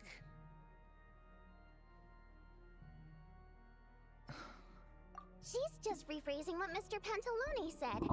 The Rokot are the critics he accuses of taking no responsibility for their actions. As for Lilek, you won't have heard of him yet. He's currently the most famous member of the Rokot. Well, more like infamous. Ending Project Stuja has become an obsession for him. Unlike the more decent ones among us, he believes that votes in the Vetcha are all that matter. So whether it's threats, coercion, or bribery, he'll use whatever means necessary to get people to change their vote. Wow, there's even more to Rokat than I thought. And since we're already on the subject, what do you think of Lelek's methods? Are you for or against? Being an extremist is never a great thing. This is a little extreme. Despite a handful of detractors among the audience, the people overwhelmingly support Lelek. We stand with Lelek! At least someone here wants to take this discussion seriously. I've been considering that issue myself. What you really need is more precise regional data, right? I think it would be easiest to let the Fatui handle it, since they're already in charge of Crystal shipments anyway. We may as well get them to collect some data while they're at it. Whatever you need, you can ask the Fatui to look into it for you. In terms of supervision, I think the Druzhna would be a good fit. I had hoped to discuss this with Miss Vesna, but sadly, she's not present. I will be happy to take a note of your suggestions and present them to Commander Vesna for a decision upon her return. The Commander has always taken a keen interest in Project Stuja. However, given the Druzhna's demanding workload, I'm afraid it may prove difficult for them to provide any practical support. Let us refrain from jumping to conclusions until a concrete and actionable plan is in place. My apologies, Lord Rooster. There are numerous issues to address here, including manpower, time sensitivity, and reporting lines. Nevertheless, I support drafting a proposal. Follow the usual procedure, and it can be raised as a new motion for all parties to evaluate at the appropriate time. In that case, I'd like to share one thought before the proposal is drafted. The issue of time sensitivity was raised just now, which I presume relates to the official reports. In fact, the Energy Commission already collects regular statistics on each urban center and its surrounding area. Would these be of any use? That's a good idea. I read every issue of Sviet Lolaidovka's report, and although my focus is mostly on the section about equipment operation, the energy consumption statistics also yield a lot of insights. Be that as it may, does no one see an issue with using local data to determine Crystal quotas? In the long term, it seems like a very risky solution. Not if they are used purely for reference. So long as we have the report from the Northland Bank's headquarters to corroborate it, no one will be able to fool me. I guess so. They could train in like massive stuff in the energy reports to try and get an upper hand on how much gets delivered to them. Very well then. It appears that this arrangement is acceptable to all parties. Yeah, sounds good to me. The members reached a provisional consensus on the issue of improving treatment for Fatui soldiers.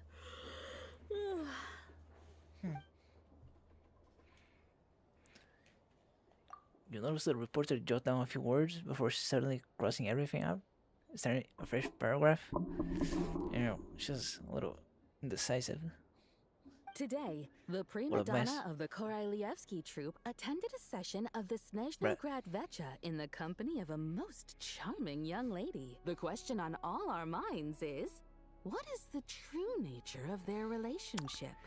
This woman just fucking reporting gossip of fucking celebrities instead of the important stuff. Write anything like that again, and I'm revoking your permission to interview the troupe. Got it? Yo tengo the main discussion, everything from energy to healthcare, technology, industry. All parties take the opportunity to express their stance on Project Stuja. You ignore the woman, and she carries on writing a sensationalist report. After a while, you start to feel that reading the news from her might be more interesting than being here in person.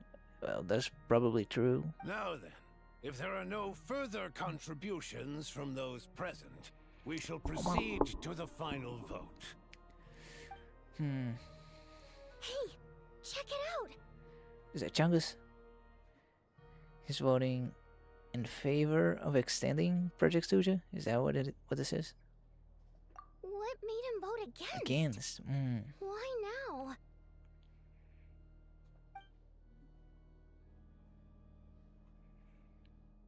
Against extending the project? The votes have been tallied. Those in favor of continuing Project Studia total 61%, securing a clear majority. That was too close. The margin has shrunk yet again. Chuganov was a huge loss. I'll bet Lelek is behind this. I wonder how Pulcinella will respond this time. Chuganov. I see. Lelek strikes again. Yes. Go, Lelek. Once Project Studia is defeated, our unwavering support at Bring Out the Kvass will finally pay off when we make our comeback. I can taste our victory already! In accordance with the result of this vote, Project Studia will remain in effect until the next Vecha period. Finally, may I remind us all, we debate only for the greater glory and solidarity of our nation. May the aurora shine ever on, and the tundra always stand firm. The session is concluded. I wonder how often the Vecha periods, or is it like once a week, 2 weeks, a month? Everyone else gone already? Can I talk to Pulcinella? No? Nah, he's gone too. Busy mans.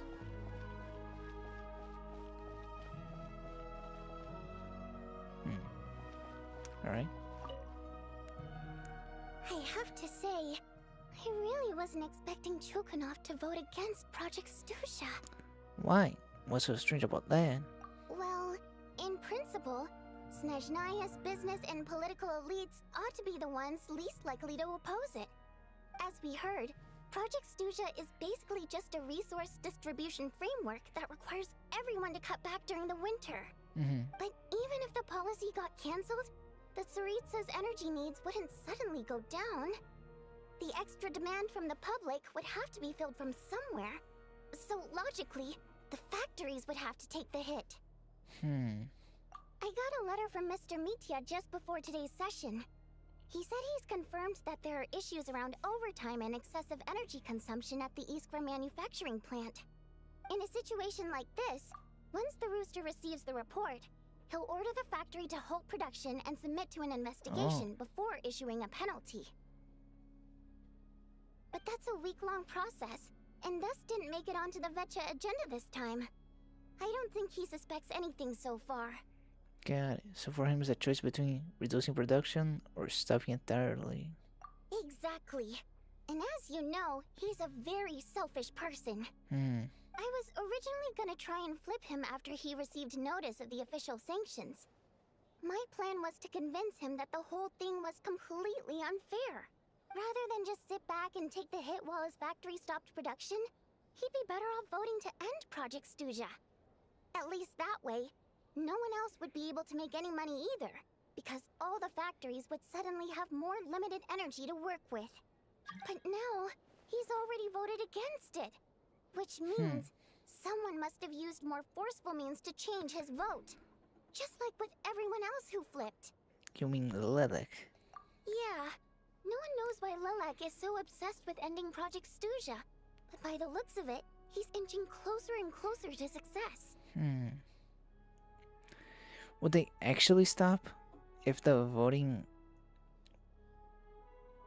went in favor of stopping it? Would the Tsaritsa just accept it, just stop working? I feel like she wouldn't. Lelek must have strong motivations, given how he'll stop at nothing to achieve his goal. Maybe he knows the full truth of Project Studia. Maybe my next step should be to focus on him. All right. What are your plans for the rest of the day? Shall we head out? Hey, comrade. I noticed you were here during the debate. I didn't take you for a political enthusiast. Just gather information. Greetings, Harbingers. I just happened to have some free time today, and my new friend here thought it might be fun to check out the Vetcha. They were talking to her. She. Ah, Odette must have introduced you. Looks like you two are getting along pretty well. I'll leave you to catch up. I should head back to the troop. Sure. Break a leg and all that.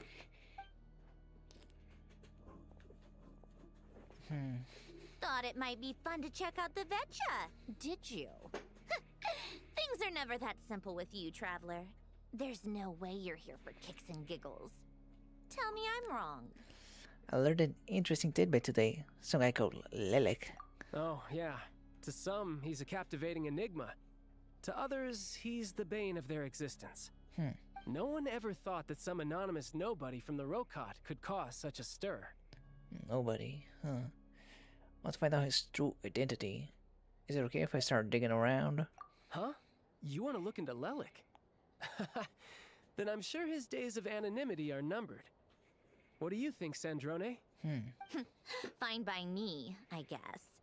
If the Traveler actually manages to expose Lelik, it'll be doing Pulcinella a favor. In return, it seems fair to let her in on what we've learned so far. My thoughts exactly. Sharing is caring, after all. Head back to Glupov and grab the files on Lelik. It's easier to just pull the records than go through the rigmarole of getting the Traveler a visitor's permit. As you command, child, sir. In that case, since we're going to be waiting anyway, I'll have someone brew a pot of black tea. Yeah, I can't have Polonia do it anymore. One common thread among the many incidents Lelik has been involved in is that the victims are all too scared to share any real information about him. Clearly, he must have threatened them in some way.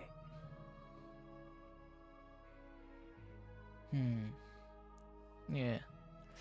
It is also interesting that Sandrone doesn't seem to use Fagio like she used Polonia. Just having them around and stuff. She doesn't do that at all.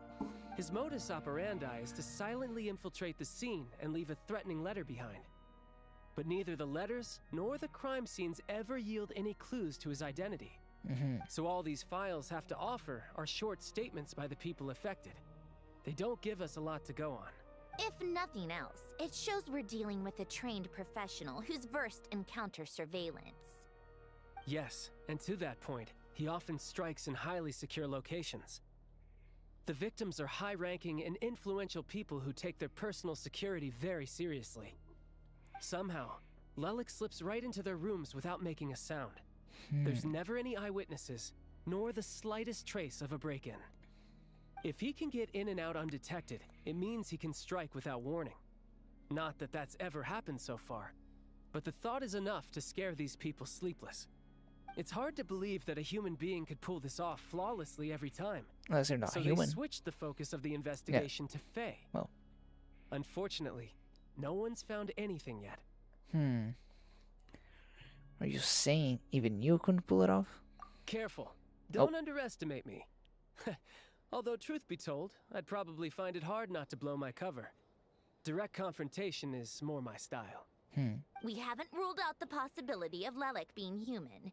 It's just, there can only be a handful of people in all of Teyvat who'd fit the profile. Faye, on the other hand, plenty would have the ability, but few would have the motive. So it's someone as strong as Tartaglia and even more meticulous.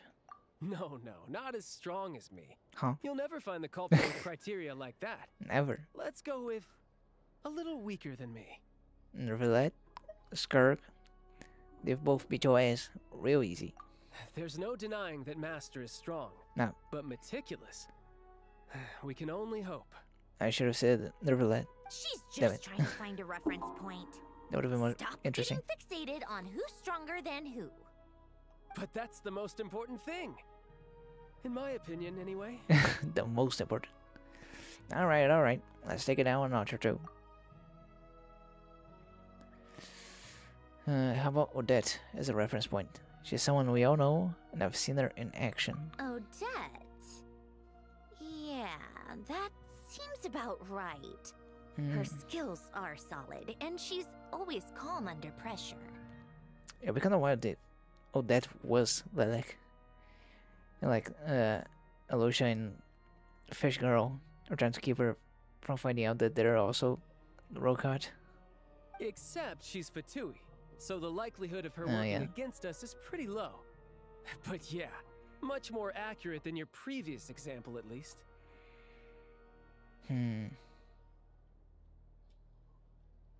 No, wait a moment. Maybe we should interrogate that assumption. Maybe we should. She did say that her just accepting Project Suja was becoming less likely, since she doesn't fully understand it. What do you mean? Which assumption? So it's possible, maybe? I mean, it's kind of a bold guess, but... Her Fatui identity doesn't necessarily exonerate her. And when you think about it, the Rokot would be precisely what she needs to conceal her identity. Plus, she wouldn't need to be such a pro at covering her tracks. She'd already know where the Fatui will be and when, so she could choose the perfect time to act. Oh, yikes. I was just thinking out loud. Why is this starting to sound like such a convincing theory? Still, what reason could Odette possibly have for trying to call off Project Stuja? Arlecchino would be the best person to ask. She knows Odette best. Unfortunately, she isn't back yet. Arlecchino? Rosaline used to open up to her in private about her struggles with Odette. As I'm sure you can imagine, Arlecchino is quite a lot better with children than Rosaline was. Yeah, it sounds about right. She gave her some tips on how to handle the situation, and Rosaline managed to reach a settlement with Odette before leaving. So I suppose there were at least no lifelong regrets left behind. Beyond that, I don't know the details about that side of things. But I do know that Odette definitely has a motive to hold a grudge against Project Stuja. The reason being, her father passed away during the early stages of the project. That was back before it had been named Project Stuja, when things were still being worked out. But in essence, it's remained the same ever since. The more you know. Rosaline was always so self-centered. I never understood why she started paying so much attention to Odette. Even you didn't know about this? Is that such a surprise? If you cast your mind back, you may remember that Rosaline and I weren't exactly close. We had tea together a few times, but that was about it. Odette's past is no secret. Her father was a Fatus and her mother was a very famous ballerina. On the surface, it looks like she followed right in her parents' footsteps. But the truth is quite a different story. After her father passed away on a mission, her mother was overcome with grief. She broke her leg during a performance and could never dance again. Oops. Odette was only interested in ballet at the time, but this tragedy left the family with both breadwinners gone. They could barely make ends meet. Per Capitano's policy, family members of Fatui who died in the line of duty had to be appropriately accommodated and provided with adequate assistance. So, regardless of how Rosaline may have felt about it, it fell to her to resolve the issue of Odette's family's livelihood. In the end, the solution they agreed upon was to have Odette join the Fatui. Right, because the alternative would have been a one-off compensation payment, I guess. In that sense, joining up was definitely the better option. Still, she must have had mixed feelings about it, right? If she doesn't even like the Fatui. It's just a theory. A possibility. But as a motive for Odette to become Lilac, it holds up. That said, I have no idea where Odette's head is at right now, or what her conflict with Rosaline was about. Plenty of people were on bad terms with Rosaline. I have no intention of trying to figure it all out. So Signora actually wanted to mend her relationship with Odette. Yes, but there's not much point in discussing that now. Yeah, back to Lilac. Since our investigations so far have turned up next to nothing, we've got nothing to lose by trying a new angle. Funnily enough, Tonya and I had actually made plans to go to the theater tomorrow to watch Odette's rehearsal. Unfortunately, thanks to this Lelik situation, I'll be stuck working overtime again. Which means you can go in my place. No point wasting the ticket. Plus, you'll get to meet Tonya. What's the rehearsal for? Spirit Seeker. Quite the classic ballet. It was passed down through Odette's mother's family for generations, though it hasn't been performed in years. But Odette's been practicing it diligently, and it's finally ready for a return to the stage. Excitement is through the roof. Tickets for the official performance sold out long ago. But not for the rehearsal. Tonya's excited for it too. She's desperate to see it no matter what. Personally, it's not really my kind of thing, but since she's my little sister, I had to figure something out. I've actually seen it several times before. The story's pretty straightforward. The lead character follows a trail of clues left behind by a spirit, gradually recovering her memories along the way. It's a tale of love and regret. So not exactly reinventing the wheel, at least by today's standards. But when that classic melody kicks in and the lead character begins to dance, it always gets me. It really is beautiful. Did you cry? Not an easy dance to do justice to, though. I know it's always been Odette's dream to perform this piece, but I'm not sure she's really ready. In that case, I think that even if she is Lelik, we should wait until her performance is over before we respond. I'll let you take it from here, comrade. Right. Well, it sounds like she really is Lelik at this point, if we're talking about it this much.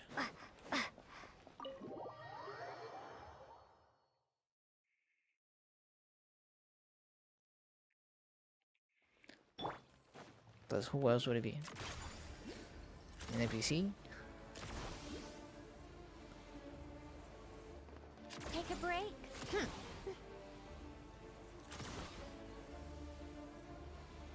Come on, keep up. Ah, my eyes. Take a break? Yeah, alright. Hello. Hello again. Please rest assured, we'll keep a close watch on this place.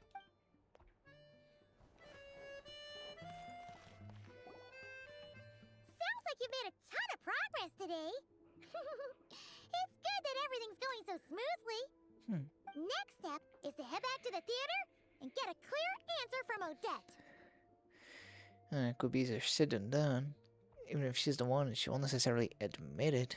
Either way, Paimon doesn't get the sense that she's a bad person. Sure, she might have done some pretty extreme things, but Paimon bet she has her reasons.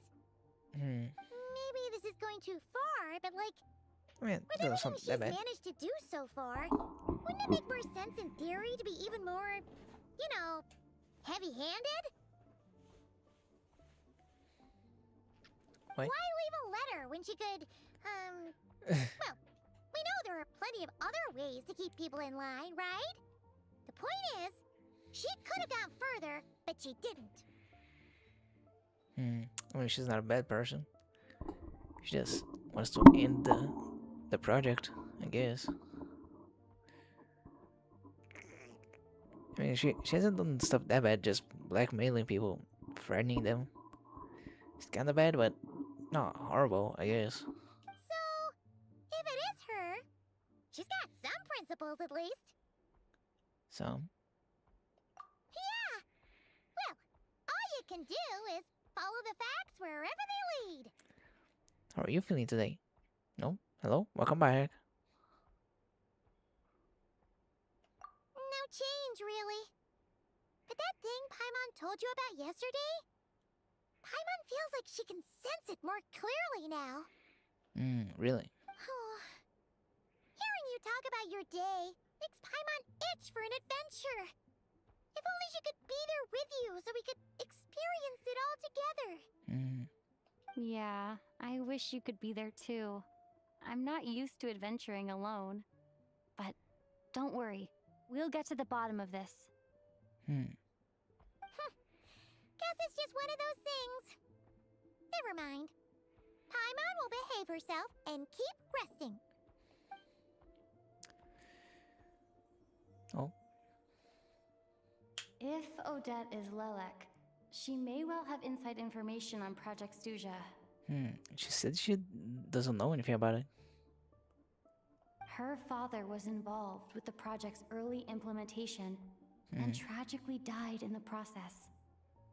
Now, she's dedicated herself to bringing it to an end. It's hard to imagine she could have gotten this far without knowing anything at all about the Tsaritsa's true intentions. When she spoke to us as a member of the Fatui, how much did she let on? And how much was she hiding? Only time will tell. Maybe tomorrow everything will be answered. Maybe. Hey look! It's snowing! Could be a tough day ahead. Make sure you wrap up warm tomorrow.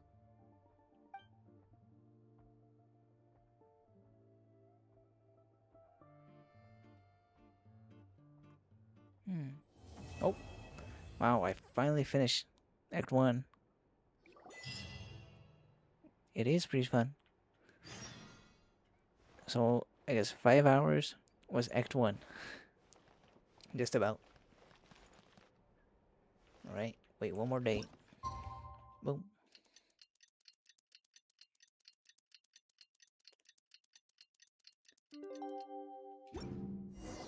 My favorite game?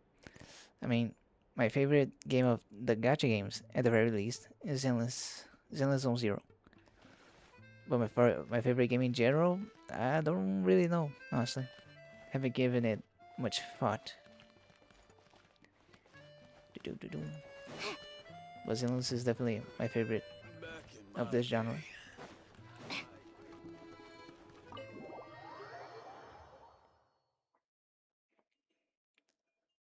Alright. Am I going to the theater? Yes. Come on, keep up. Yep. How tiresome. Pick up the pace.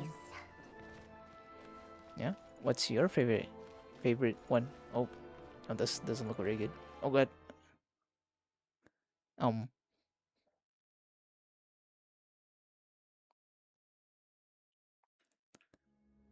Huh.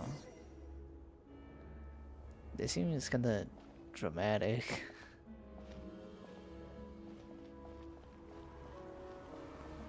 Yeah, what is your favorite?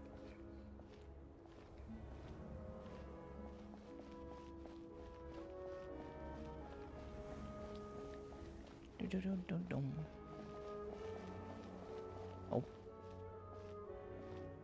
This is very dramatic. What the hell is about to happen?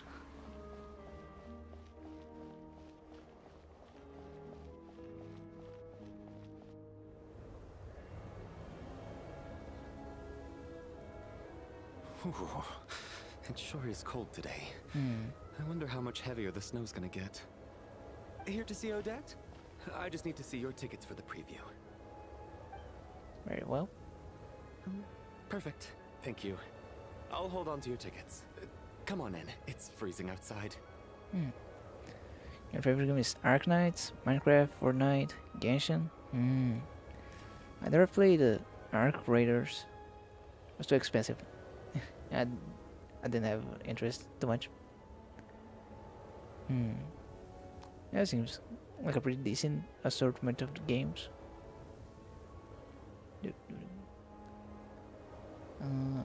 What's your favorite? What's your favorite Genshin character? Mine is Sidlali. For sure.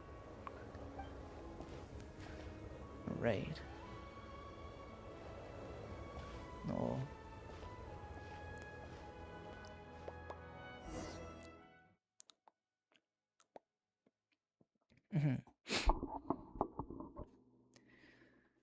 Oh. Alright. I think I'll leave the Lelek question until after the show's over. Yeah. Then I'll go find Odette.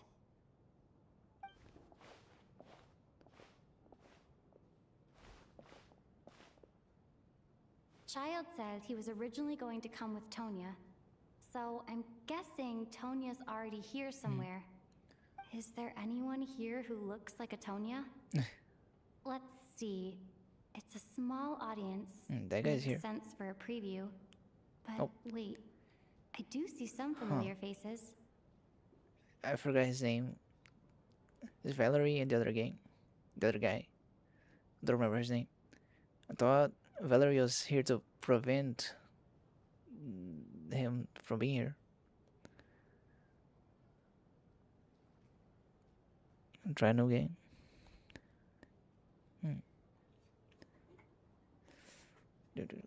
I've been playing Metal Gear recently. It's been kind of, the first two games are kind of rough. They're really old. But I am very interested to try the next ones. I heard they're really good. I don't know. I don't exactly have recommendations myself. Mr. Chuganov's back again by the looks of it. Mitya, that's his name. Oh, and is that Mitya? And that Fatui officer, Valeri. Yeah. Guess he must be playing cat and mouse with Mitya again. Oh no. It looks like the show's starting, and I still haven't found Tonya. Never mind. I'll just have to take a seat for now and see if I can catch her afterwards. Am I gonna sit next to the boys?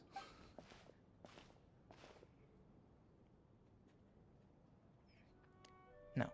Just front row.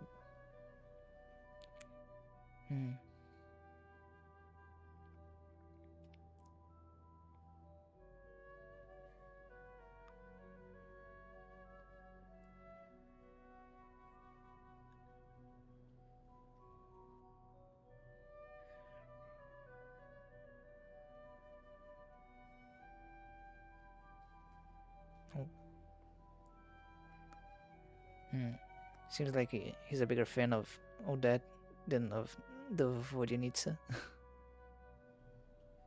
Oh.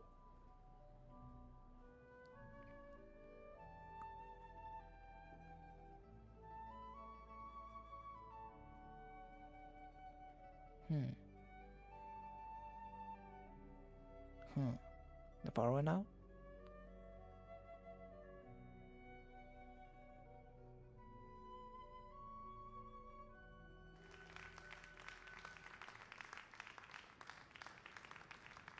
Hello, members of the audience.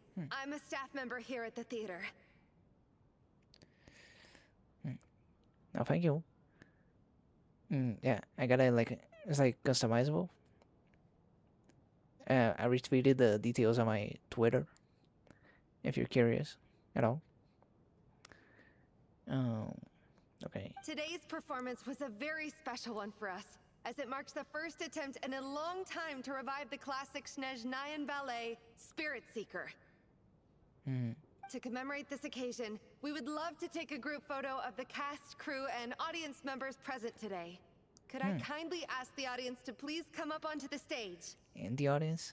That's kind of wild. All right, everyone, huddle in a little more. Now, look at the camera. 1, 2, 3. No. What do you say? It's so cute. No. Alyosha is here too. Oh, and I assume the ginger girl is Tonya. If fucking Valerie in the middle. Looks so serious.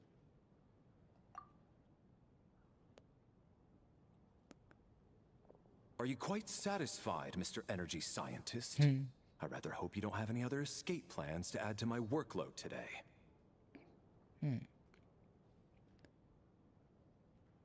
Oh yeah, I don't mind if you're an artist, unless you're trying to sell me something. Because, it's in my rules. The chat, they're not allowed to. Just think it's really annoying because a lot of people try and come here and just sell stuff. I might take a look if I'm interested. But just don't push it too hard. Please. Mr. Scientist. What are you talking about, Sarge? This was simply my way of inviting you to watch Miss Odette's new show with me. God, he's huge. And wasn't the performance spectacular? In the future, I heartily encourage you to take a leaf out of my book. Find some soul-nourishing pastimes to enrich your time outside of work. It was indeed a fine performance, but I must correct you on one point. This is not time outside of work. These are working hours. No, those just a slacker. Working hours and non-working hours are just a social construct. Human technology can never advance if we're too rigid in our thinking, Sarge. May we leave now? Already? I mean, I was kinda hoping to soak up the atmosphere for a little longer, but... No? Okay, guess I'm pushing my luck. Didn't seem like too much to ask, but fair enough. Off we go then, Sarge. Back to the land of working hours. Lead the way. And that is Tonya, right? That has to be her. She's the only person in the audience around Tonya's age. She's the only person with red hair. Excuse me? Are you Tonya? Yeah, I'll check it later. Yoki. Oh. Your brother's busy today, so I took his ticket. Don't worry about him. He's fine. Damn, he didn't even talk to her before letting a stranger go with her. Oh, okay. Sorry for the trouble. There's no trouble. Oh, she's sick? What's wrong? Are you sick? No, I'm fine. It's nothing. Maybe she caught a cold on the way here because of the weather? Damn. Snowing really hard. I haven't seen snow like this in a long, long time. It's most unusual. I know. It's completely white out there. You can barely see a thing. I've never seen such heavy snow in my life. Yeah, I would definitely not go out. I would just chill around here until it goes by. Let's wait it out for now. Yeah. You'd be lucky not to freeze to death in this weather, let alone find your way. Especially since we have to go past the bridge to go back to the city. Watch out not to fall off the bridge. Well, look at that. Maybe we shouldn't be in such a rush to get back after all. What do you think? How lucky of you. Let's wait and see. Why do you need to take it so seriously? Fate has given us this wonderful chance to take a break. We owe it to ourselves to make the most of it. Come to think of it, there's a small inn not far from here that always keeps plenty of extra blankets on hand for guests. Yeah, but you'd have to venture out into the snow. I know the route well. Shall I head over and borrow a few blankets? That way, anyone in a hurry can wrap up warm for the journey back. Just remember to return them next time you're over this way. Sir, there's really no need to go to all that trouble. Hey, it's no trouble at all. Wait here, I'll be right back. Oh, he's definitely not gonna be back. He's gonna vanish. What a kind gentleman. Very good. My wife and daughter are waiting for me at home, so I shall be heading back as soon as I get my blanket. So... are you expecting us to go back to the Armory Palace wrapped in blankets too? Don't worry about that. I made arrangements in advance. Should I not return to the Armory Palace within 3.5 hours after Operation Showtime begins, an armed squad will be sent to collect us. They will escort us back. You are one of our key military personnel, so any weather-related risks must be eliminated. Operation Showtime? So, wait. Every single time you drag me back to work when I sneak out, it's a whole official operation? I gotta say, you've really turned this into quite a moral dilemma for me. It's snowing pretty hard out there. I think you should stay here for now. You seem a little under the weather. Sure. My brother might come pick me up in a bit anyway. Time to get to work. I should head backstage and find Odette. I need to look her in the eye and ask her about Lelek. Excuse me, are you looking for someone? I'm looking for Odette. I don't see why I shouldn't just say it. Ah, a fan, I'm guessing? Today is just a dress rehearsal, so Miss Odette won't be meeting with fans. No. She's taking a well-earned rest right now. I'm not a fan. I'm a friend. Sorry, but that area is currently off limits to everyone except the cast and crew. Damn. Huh. Bad timing, I guess. Well, I might as well stick around. I doubt Odette will be leaving before the snow lets up in any case. An hour goes by. The storm doesn't stop. Damn. What happened to the gentleman who went to fetch the blankets? He died. How has he still not returned? I was thinking the same thing. It's still snowing very hard. Do you think something might have happened to him? Yes. Whatever the reason for his delay, I must say I hate nothing more than people who make Bruh. empty promises and fail to deliver. This fucking guy. Well, I have to treat my employees like that on occasion, but that's different. Yeah, right.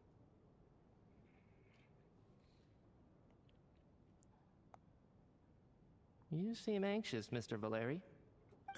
It's been nearly 4 hours since I left the armory. The army should have arrived to extract us by now. They know how much I despise tardiness and disrupted plans. There's simply no reason that they shouldn't have shown up by now, barring exceptional circumstances. Surely a snowstorm like this one counts as such. Few things in this world can stop the Snezhnayan army, Mr. Mitya. And a snowstorm is certainly not one of them. Honestly, if it was me, I would just go to sleep in one of those couches. Why don't you go out and take a look? They might be right outside, waiting for your orders before they dare come in. An absurd hypothesis. I have no intention of leaving your side for even a moment until I have escorted you back to the Armory Palace. This doesn't look like an ordinary snowstorm to me. That guy who left earlier. It looked like he just vanished into thin air. Either that, or my eyes were playing tricks on me. A man-eating snowstorm? Come on. Night hasn't even fallen yet. Spare us the ghost stories.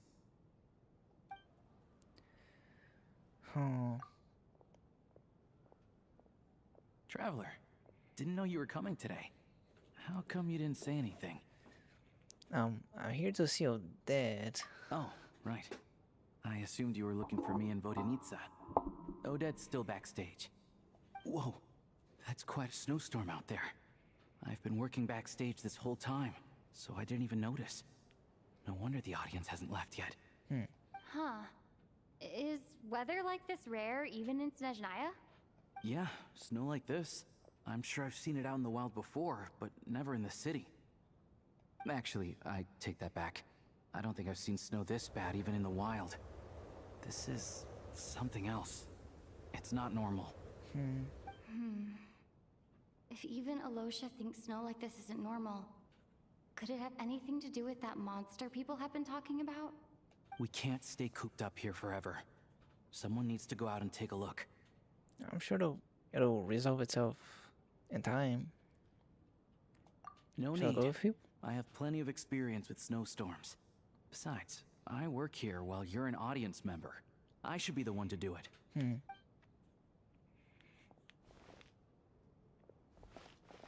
Everyone by the door. Careful not to let the snow soak into your shoes. In a snowstorm, you gotta look after your toes above all else. Heading out, my man? Be careful. I've been told the snowstorm eats people alive. Thanks for the advice. I am planning to be careful. I just want to take a quick look at the situation out there.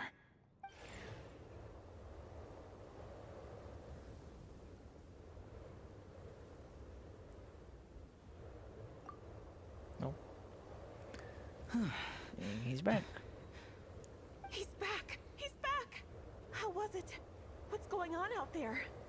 Did you see any soldiers patrolling the area? Something about this storm isn't right. There's no one out there. I didn't see a single soul. And something in the air gives me the creeps. This isn't your average snowstorm. I suspect it might be related to recent events in our nation. I strongly advise everyone to stay here until the snow dies down. Are you serious? So all of us are trapped here now? That sounds a little far-fetched to me. What do you mean? It's storming. You can see it. You want to go outside and see? I, for one, am not risking my neck in that weather. Yeah, hell no. This just turned from a minor delay into a major hassle. We can only hope that our friend who went to fetch the blankets just ditched us and went home. Is it really that bad? But my daughter, I won't be able to read her a bedtime story tonight. If we could pretending to be someone nice, you fucking asshole. Huh? What are you all still doing here? Whoa! It's snowing hard. The cast and crew from backstage are quickly brought to. So now we're stuck here? Oh, this is terrible. Luckily, it was just a dress rehearsal today, so there aren't too many people here. On the bright side, the theater's always well stocked with supplies. If the snow still doesn't let up as we get into the evening, you can spend the night here, everyone. Oh, that sounds nice. At least, I assume that's all right? Odette? Fine by me. This seems like a sensible backup plan under the circumstances. Sure does. My thanks to the theater for being so accommodating. What are you staring outside and praying for, my man? You anxious to get home too? Oh, Your Majesty the Tsaritsa, I beg you, please do not let tonight's snowstorm stop. No, because he wants to stay here. This is a golden opportunity to spend the night under the same roof as the two top stars in all of Snezhnaya. It's a once-in-a-lifetime experience. I think I've changed my mind. Sir, if you so much as look at us funny, you'll be seeing stars in a whole other way. Behave yourself, or you'll be begging for that blizzard. It's getting colder. We need to keep the indoor temperature up. I can't blame it too much. Close the door and lock it tight. Let's head somewhere warmer.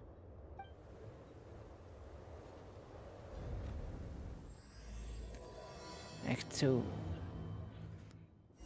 So there's like half an hour between Act 1 and Act 2.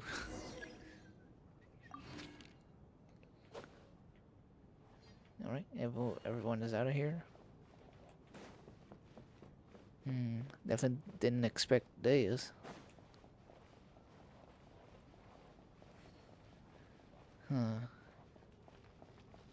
So how is this gonna resolve itself? Are we gonna resolve it? Or is it just gonna clear up on its own?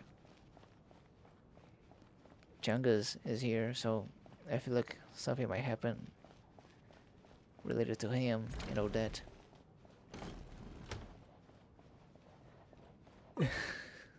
And then there's the aristocrats.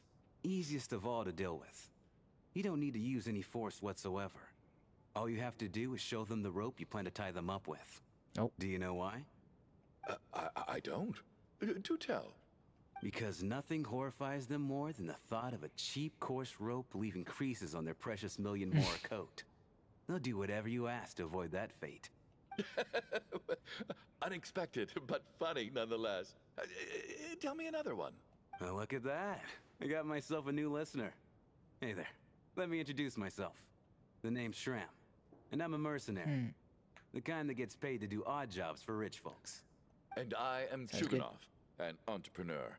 If my name is unfamiliar to you, you will no doubt have heard of my factory, the renowned Iskra manufacturing plant. Yeah, you enjoy our conversation. I'm out of here. Are you really that famous, Mr. Chuganov? How come I've never heard your name before? Because it's Chungus. Excuse me? Is that a joke? No. Or are you being serious? Just got offended. It's not enough of a I'll have to big ask deal. my rope later. He's probably tied up more entrepreneurs than I've ever heard of.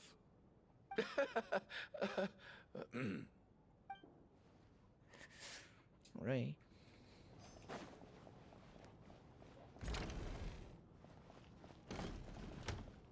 No. This is highly irregular. A delay of over an hour during an operation like this theoretically warrants a Harbinger-level response. I wonder what the issue is. The storm, or something else. I have no idea. Sarge, the day you learn to let go and just enjoy moments like this is the day you'll finally understand the meaning of life. Enjoy? Being Why, stuck. hello, ma'am. I believe you were the one sitting at a nearby table back at Podvorye restaurant. Yeah. Any friend of the theater's star performers is a friend of mine. It's a pleasure to meet you. I'm Mitya from the Energy Commission. Greetings. Major Valeri, head of the Special Assignments Battalion. Armory Palace Royal Grenadier Guards, 1st Regiment. That's a very long title. I am here to ensure Mr. Mitya's personal safety. Please let me know if I can be of any assistance. Delighted to meet you both. Miss Traveler, I cannot help but notice that Miss Odette is stealing glances at me. Oh. Any idea what that could be about? Not really. She does look damn cute, doesn't she? I've racked my brains, but I can't think of anything I might have done to offend her. Perhaps she noticed me spacing out during her performance? Maybe she wants you to vote against Project Stuja, perhaps. Keep racking those brains. You'll figure it out. What? You mean I really did do something to upset her? Well, thanks for letting me know. So, Mr. Mitya, is your work related to Project Stuja? Yes, that's right. The higher-ups in the Fatui transferred me from the Energy Commission to the Armory Palace because they wanted me to... They're just gonna spill everything. Who is he? Tom Holland? Really? I can't even talk about that? Pretty sure it counts as part of my private life. All right, I won't say anything. Sorry, Traveler. As you can see, I'm afraid this pleasant chat will have to end here. Oh well.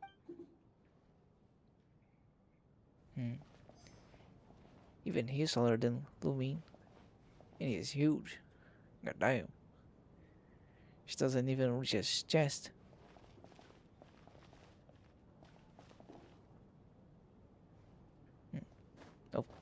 Oh. Wrong button.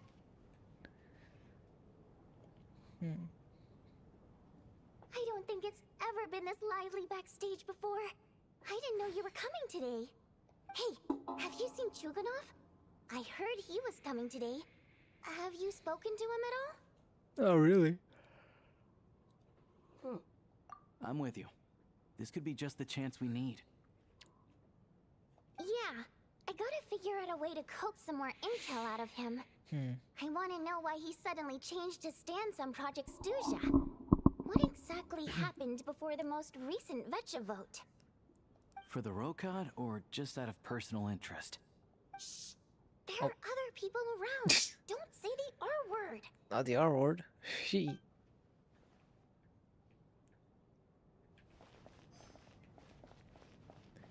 I have to say, even though today was a rehearsal and there were some hiccups along the way, Miss Odette's performance was one of the best I've ever seen, even compared to an actual show. I couldn't agree more, especially considering the weight of the subject matter. It takes a truly seasoned professional to do justice to a theme like love and regret.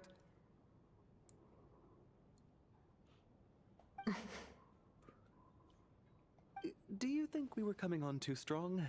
Odette's ignoring us again. What about you? What did you think of today's performance? Actually, I wasn't paying much attention. If it could be more expressive, consider me a new fan. I'm just gonna compliment her, because that's being nice. But I did think the music could be a little louder. Oh my. It's kinda quiet. That's very flattering of you. Oh god. Thank you. I'm sorry. I'm just a simp. I'll make sure to save a ticket for you when the show's performance ready. Oh damn.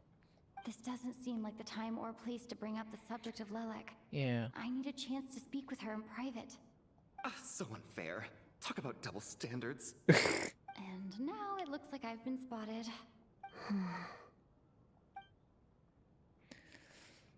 You know Mitya too? Or she's staring at him because he knows about Project Studia.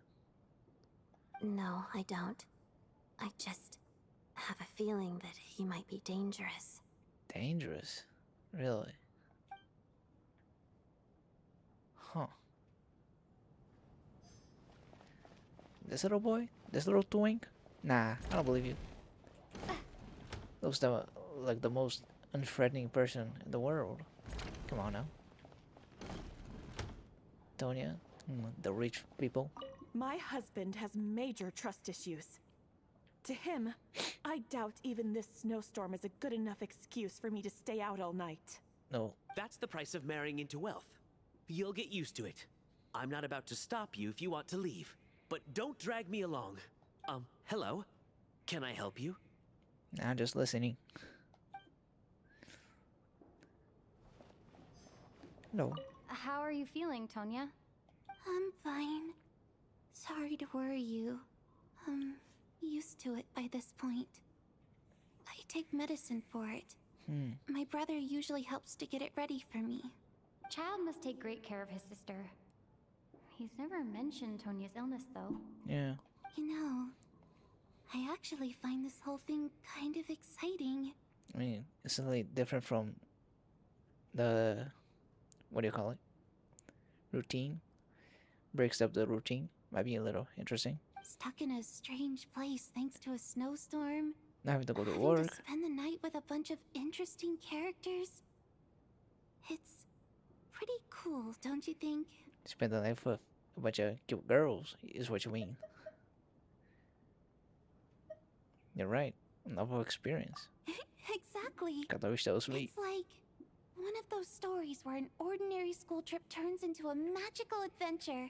I've always wanted something like that to happen in real life. No. I'm fine, really. Just got a little overexcited. Look after yourself. Otherwise, your brother will come after me. Nope. Time flies by. How's Okay. it looking, Alosia? That was no time at all. There was no way I could read it. I could read that. Whether I was reading out loud or not. There was no way. No change from this afternoon. Heavy snow with no sign of slowing down. May I have your attention, please? The storm is unlikely to stop tonight, and it'll be even more dangerous outside at night than it was during the day. Let's just go to sleep. That sounds like a great idea. We at the theater owe everyone here a duty of care. That guy. Therefore, we strongly suggest that you stay on site overnight and avoid going outside unless absolutely necessary. The guy's stance is wild. In a few short moments, we'll give you a tour of the theater's various quarters. You can choose to sleep in the VIP room, the office, or backstage. Or on the stage if you prefer. On the stage? We won't mind. That's great. I'll pass on sleeping on the stage. What if the snow is stopped by tomorrow morning? The early birds in the audience might think we're part of some experimental new show. A drama about sleeping? That could be fun. Maybe we could come up with a title for the production. Sleeping Beauty? The Slumbering Heavenly Principles? Oh shit. Not bad. Clear selling point, at least. Could be a big hit. Anyone who doesn't wish to sleep on the stage, please follow me. I'll show you to the rooms. I'll definitely take the rooms. I guess I'll call it a night. Nice. Though I feel like I won't sleep very well without Paimon here. Just take off her boots. I'm sure she'll be worried that I haven't made it back yet. But as long as she looks out the window, she'll probably realize what's holding me up. I wonder if she's feeling any better yet? At least she hasn't been getting any worse. There's a lot of... Still, I should try and get back first thing tomorrow morning. I never realized how much space there is in Lumine's back. That's pretty nice.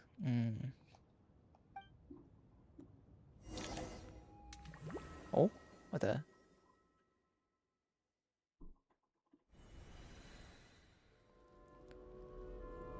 What the heck is going on? What? Huh? It's just a dream? Ah, finally. What Welcome the? back to the world of the living, lazy bones. I was about to wake you. The black mist is almost on us. The world of the living? Wait. Where are we? What the hell is happening? What? Still waking up, huh? You know, the black mist. It's been chasing us from below ever since we were born. Born? You're just What? dozy. There's no way you've forgotten. What's happening? Come on, let's keep heading up. Onwards and upwards is the only way to survive. Don't listen to a word those black mist cultists say. Cultists? Are we like in a shared dream or something? Here we go again. That endless march toward survival. What's going on? That black mist down there is creeping me out. And it's rising. Guess I should head upwards and get away from it. What the hell is happening? The black mist cultists believe that being swallowed by the black mist leads to everlasting peace. Huh. But if you ask me, they're just lying to themselves. We're the only heretics left. The only ones who refuse to give in. We have to keep going. But how do you actually know that they're wrong? Dangerous question there, Torgov. The moment your faith wavers, you start a chain reaction that ends in the collapse of your will. Put the question out of your mind. Stay strong and believe that the black mist means certain death. Okay, but it's not my mind that's the problem. My body's about to give up on me. It's already starting to falter. What the heck? I can't do this anymore. I've had enough of being forever on the run. What's the point of it all? All this will pass eventually, I promise. Keep fighting. It will be worth it. You accuse the Black Mist cultists of being liars. But you're lying too. There is no end to this path. It keeps going up forever. Endless There was stairs. never any hope to begin with. The cult of the Black Mist has poisoned your mind, Sobolova. Are you thinking of giving up as well? I am.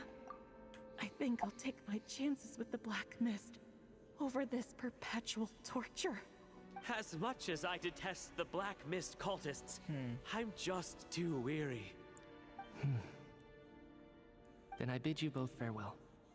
Let me put my personal Yeah. opinions aside for a See ya. moment and say, I hope that you both find peace within the Black Mist. So we're just gonna give up on them? Fate always appears so impossibly complicated. But at moments like this, its raw simplicity is laid bare. Their fate was sealed from the instant they entertained doubt. From then on, the outcome was both inevitable and irreversible. Let's go. Okay. Torgov and Sobolova are gone. I never thought the day would come when even they would be swallowed by the Black Mist. It's just you and me now. Is it me or has the Black Mist stopped moving? Yes, it looks like it's satisfied. For now. So what do we This do? happens from time to time. But it won't be long before the Black Mist starts chasing survivors once again. No one knows how to stop its advance for good. Well, we should make the most of the precious moments of rest that those two bought for us. Huh? Are you really that sleepy, traveler? No, just collapsed.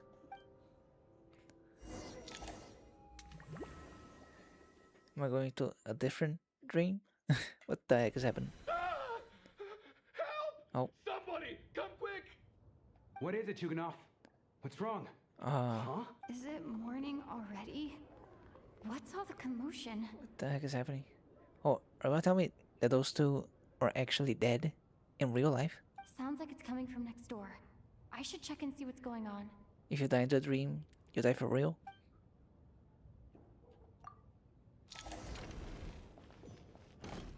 Is it? Oh.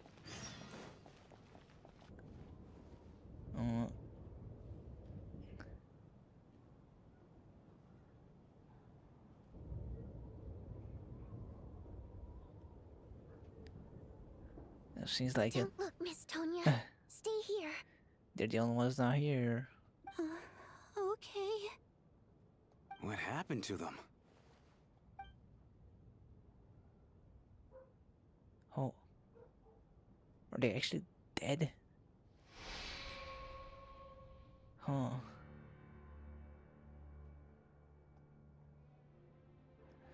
Yurga tells you that they're not sleeping. Somehow you sense in their bones this is what death looks like.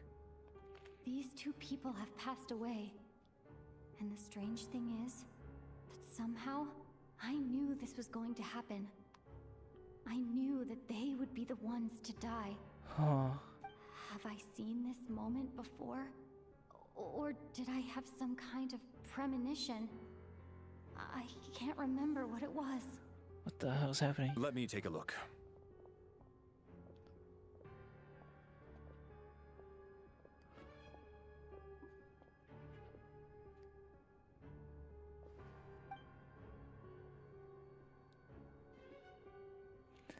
Murder mystery? No vital signs in either of them. They're dead. Damn. The cause of death, however, remains unclear. No wounds on the bodies, no signs of a struggle, and no skin discoloration caused by the buildup of toxins. But just last night, they were chatting and joking away. This is so sudden. Could they have had pre-existing medical conditions?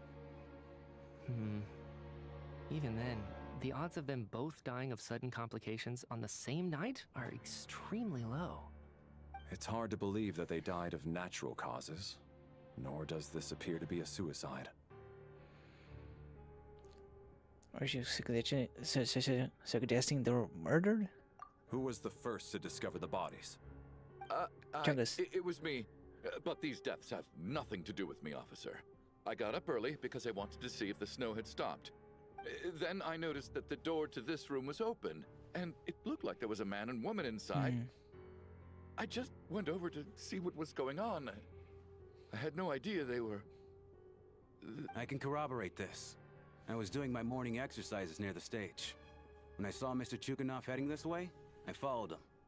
I can also confirm that I didn't see a single person approach that room before him.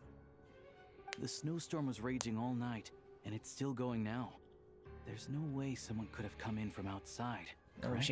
One of us is a murderer. An intruder? No, not possible. I slept by the door last night as a precaution. There's no way I wouldn't have noticed if anyone had tried to open it. Everyone, split into pairs and search the theater for anyone in hiding or any signs of suspicious activity. I'll follow up with a full search of my own shortly. Go. There is no time to waste. You pair up with Tonya. After a thorough search, you're satisfied that no one else from outside the group is in the theater. Everything is exactly as it was left last night. Wow. Nothing on your end either? Backstage is clear. No signs of suspicious activity. We checked the basement. Also clear. I don't think there's anywhere here that a living person could hide. I couldn't find anything either. Are we certain that the theater doesn't have a back door? Or any tunnel or passageway wide enough for a person to fit through? No, there's nothing like that. If people were sneaking in through some secret tunnel to avoid buying a ticket, we'd have sealed it off ages ago. I also checked the windows. All of them are locked from the inside, and there's no sign of anyone entering or leaving. It sounds like we can safely rule out the intruder theory. If anyone came in during the night in this weather, there'd be no way for them to avoid leaving footprints or water stains. This can only mean one thing. It's like one of those murder mysteries you see in novels and plays, isn't it? The ones where the killer is one of us. One of us. We can't quite jump to that conclusion just yet. I mean, how were those people killed anyway? I still don't know. It's like, how could it possibly be murder? Could he be right? It's hard to imagine something like that happening in real life. Set in a theater during a snowstorm, a murder takes place and the killer is among us. Among us. Such a classic trope that it seems unbelievable. Looking at who the killer targeted and the clean entry and exit, it all adds up. I know what this is. It's obvious now that I think about it. What is? What have you figured out? Both victims were wealthy, well-known local merchants. And the door was deliberately left open so I would discover the bodies and witness the crime scene first thing in the morning. And he's gonna accuse the mercenary. Such ruthless methods. This was your doing, wasn't it, Lelik? Oh. Lelik? Huh? You mean Lelik is among us? And Among he's us? the killer? Lelik. I know this code name. Member of the Rokot, anti-Project Stuja. Always works alone. I've read the case files at the Armory Palace. Walk me through your reasoning, Mr. Chuganov. What do you know about Lelik? Oh. He's gonna crash out. What now, huh? What now, Lelik? What more do you want from me? I already voted against Project Stuja at the Snezhno Grad Vecha. Yeah, I guess it makes sense that he doesn't know who it is. Like, probably just left him a letter, right? You snuck into my house the other day while I was asleep. Yeah. Left a threatening letter. And I did all that you asked. But Project Stuja cannot be so easily shaken. Not with the rooster in charge. So he really was threatened by Lelik. That makes sense. Yeah. And now you're resorting to murder to threaten me. Isn't that right? I knew it. The Rokot despises the rich. The lives of the wealthy are but refuse in your eyes. Show yourself! Which one of you is Lelik, Tell me! I'll do whatever you want! Just stop playing these mind games! Bro thinks he's the protagonist. Was this really Lelek's doing? Would Odette really do something like this? If Odette really is Lelek, this seems out of character. Yeah. But then again, how well do I really know her? I'm probably the only one here with a compelling theory about Lelek's true identity.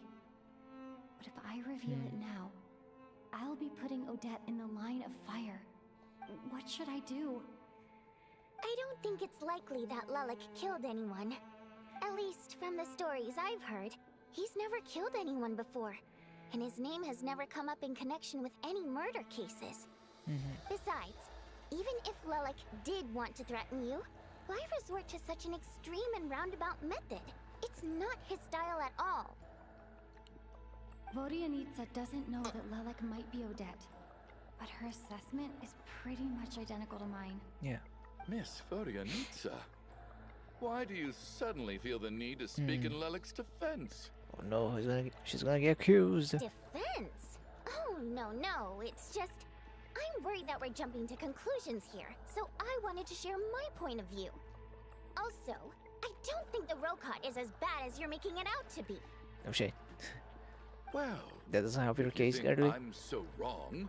What's your theory then, Why don't you tell us who the killer is? God, this fucking guy is so annoying.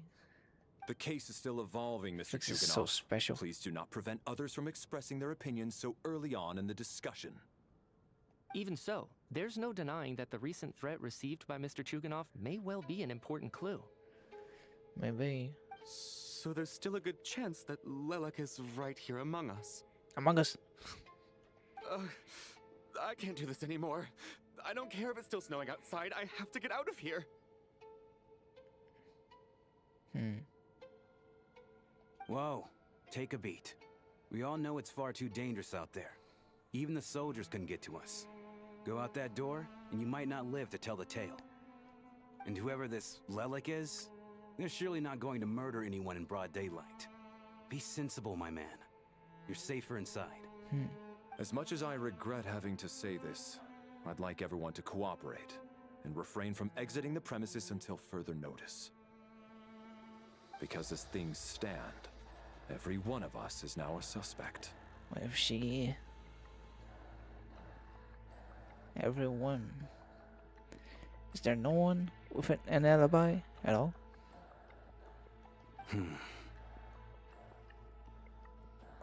Unless anyone has further information to share, let's adjourn for now. Feel free to keep searching for clues, but make sure you don't go off alone.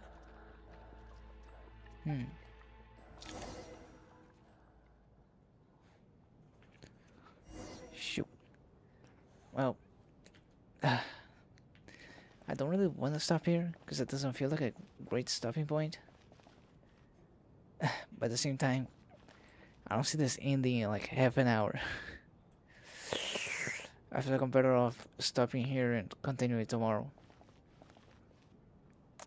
Well then, unfortunately, unfortunately, that is what I'll have to do.